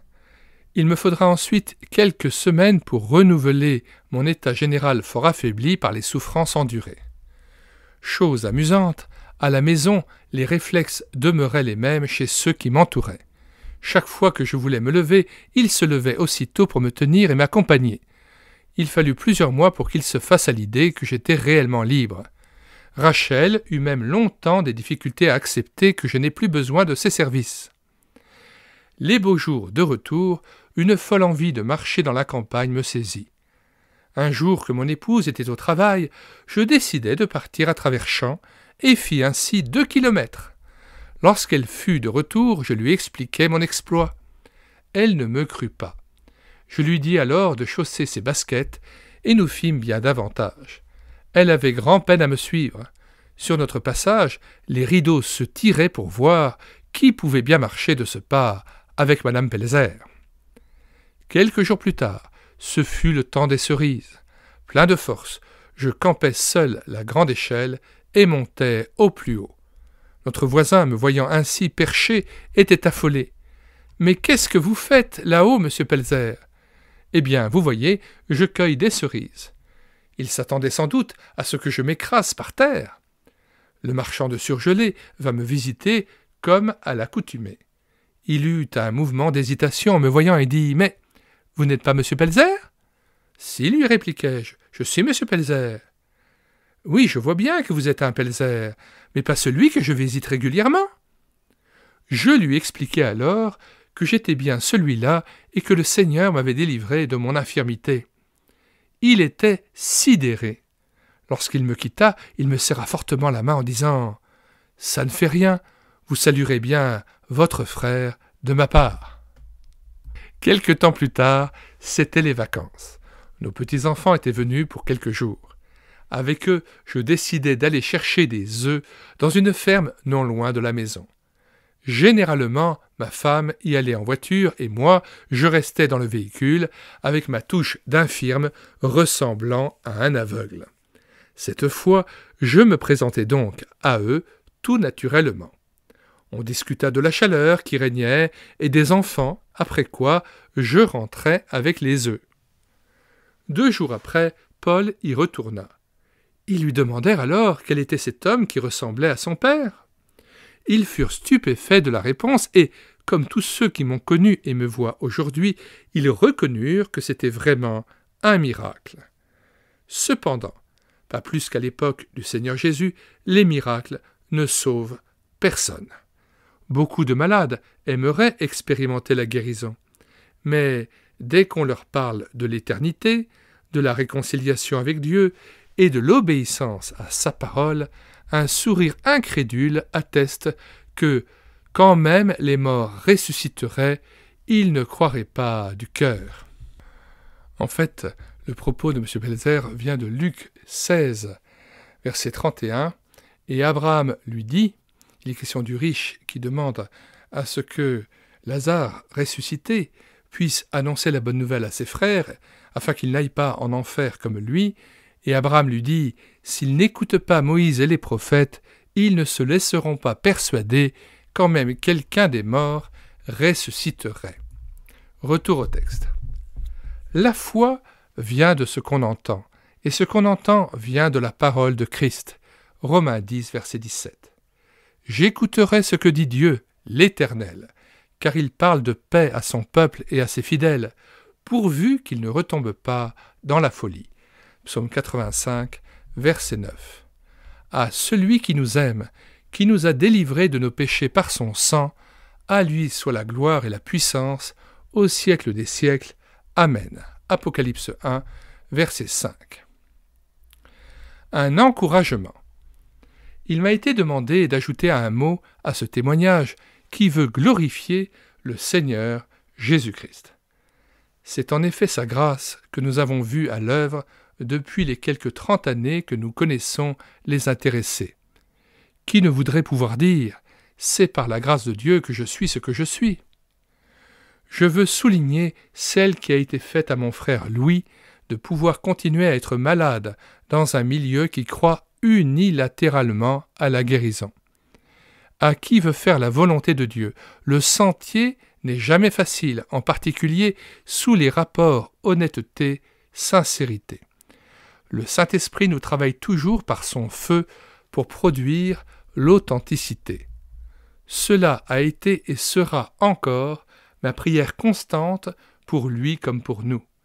Connaissant celui qui peut produire en nous le vouloir et le faire, qu'il augmente par ces lignes le nombre de ceux qui, comme le psalmiste, pourront recevoir le cœur intègre et droit qui le glorifiera. Psaume 119, 80. Sauver pour servir est la devise de notre frère, aussi bien dans l'assemblée locale de Auch que dans l'organisation des secours pour les pays de l'Est européen qui, depuis la chute du communisme, sont dans un grand dénuement. J. Buisson. Nous lisons, pour finir cet ouvrage, la 4e de couverture. Ce simple récit de la vie, enfance, jeunesse, maladie, conversion et guérison de Louis Pelzer glorifie le Seigneur. Il montre la sagesse de ses voix et la souveraineté de ses interventions. Il n'est guère d'ouvrages qui mettent plus clairement en évidence la priorité du salut en Christ sur la guérison physique et la supériorité de la révélation sur les sentiments humains. Fin de la lecture de l'audiobook de l'ouvrage de Louis Pelzer intitulé « Des ténèbres à la lumière, de la mort à la vie ».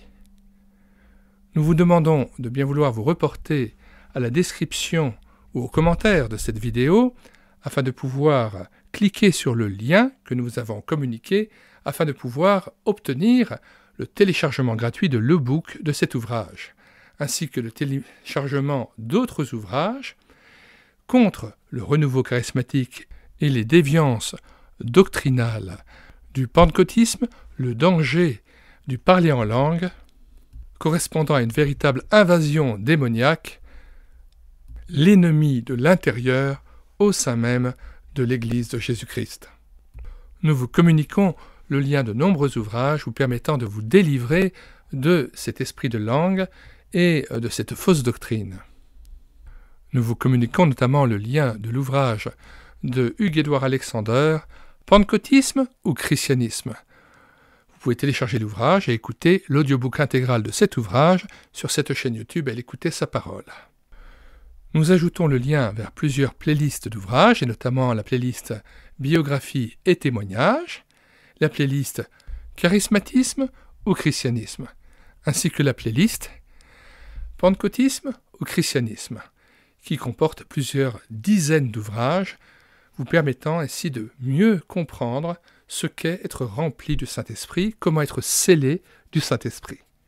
Les téléchargements de ces ouvrages se feront à partir du site internet médiathèquechrétienne.fr, site que nous avons bâti en synergie avec cette chaîne YouTube et l'écouter sa parole, afin d'assurer la réédition numérique gratuite des ouvrages chrétiens épuisés et non réédités, comme l'était cet ouvrage.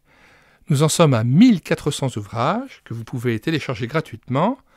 Vous écrivez sur la page de recherche Google médiathèquechrétienne.fr, tout attaché, d'un seul tenant, sans accent. Arrivez sur le site, vous cliquez sur « Livre à télécharger », puis vous faites une recherche par ordre alphabétique d'auteur. Une fois trouvé l'auteur et trouvé l'œuvre que vous souhaitez lire, vous cliquez sur « Lire, écouter, télécharger », puis vous cliquez sur l'onglet « Télécharger le PDF » ou le Word de cet ouvrage. Un troisième onglet fais le lien avec la chaîne YouTube Elle écoutait sa parole, que j'ai créée aussi en synergie avec médiathèquechrétienne.fr, afin de pouvoir promouvoir la lecture de ces ouvrages. Et le troisième lien consiste tout simplement à écouter sur YouTube la présentation de l'ouvrage en question. Et parfois, il s'agit d'un ouvrage que nous avons pris en charge en audiobook, comme les 70 ouvrages que vous pouvez écouter sur notre chaîne YouTube Elle écoutait sa parole. Outre la présentation d'ouvrages ou l'écoute d'audiobook, vous pourrez faire voir à vos enfants plus de 80 BD tournesol que nous avons lus et filmés avec caméra de document. Si vous regardez bien aussi les playlists disponibles sur cette chaîne YouTube, il y a aussi plus de 1000 cantiques que nous avons mis en parole pour nourrir votre foi individuelle ou en assemblée. J'aimerais terminer la lecture de cet audiobook par la prière. Seigneur Jésus, j'ai été personnellement bouleversé par le témoignage de cet homme, les souffrances indescriptibles qui ont été les siennes. Tu as eu pitié de lui, tu l'as amené à ta véritable lumière, tu l'as délivré non seulement de ses maux physiques, tu as eu pitié de lui en le guérissant, mais aussi en ouvrant ses yeux sur ton salut, en le délivrant aussi des fausses doctrines du pentecôtisme, du parler en langue et de cette fausse effusion de l'Esprit Saint. Merci parce que nous recevons l'Esprit Saint tout simplement lorsque nous croyons en toi, que tu es mort pour nos péchés à la croix et que tu es ressuscité d'entre les morts, que nous pouvons recevoir ton Esprit dans nos cœurs tout simplement par une foi simple et paisible. Nous recevons aussi par la foi le pardon de nos péchés. Seigneur, je te loue parce que tu as expié mes péchés à la croix, tu es mort pour moi à la croix à ma place. Le jour où tu as rendu l'âme à la croix et que tu as versé ton sang pour moi, le voile du temple s'est déchiré et tu as ouvert une voie vivante dans laquelle je peux marcher et entrer en communion avec le Père et vivre corporellement toute la plénitude de la divinité maintenant et à jamais. Seigneur, merci parce que tu nous guéris et tu nous renouvelles en ta présence, revêtus de ta charité, de toutes tes vertus, trouvés avec ta justice.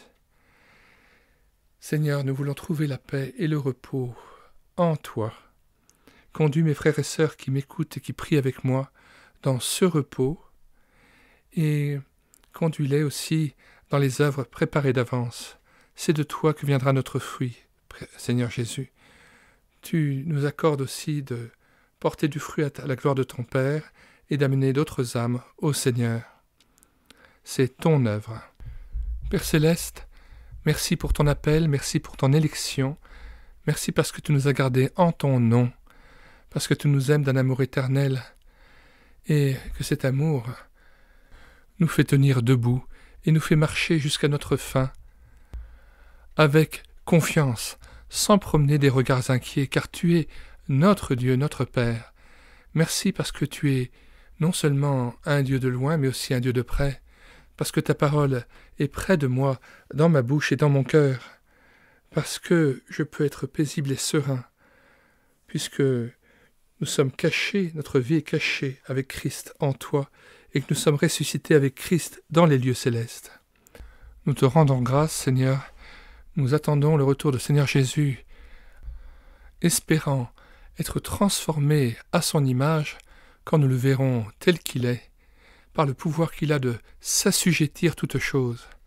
Seigneur Jésus, merci pour ces promesses merveilleuses, ces plus grandes et ces plus merveilleuses promesses. Père Céleste, reçois encore notre adoration, notre reconnaissance et notre louange. Au nom de Jésus. Amen.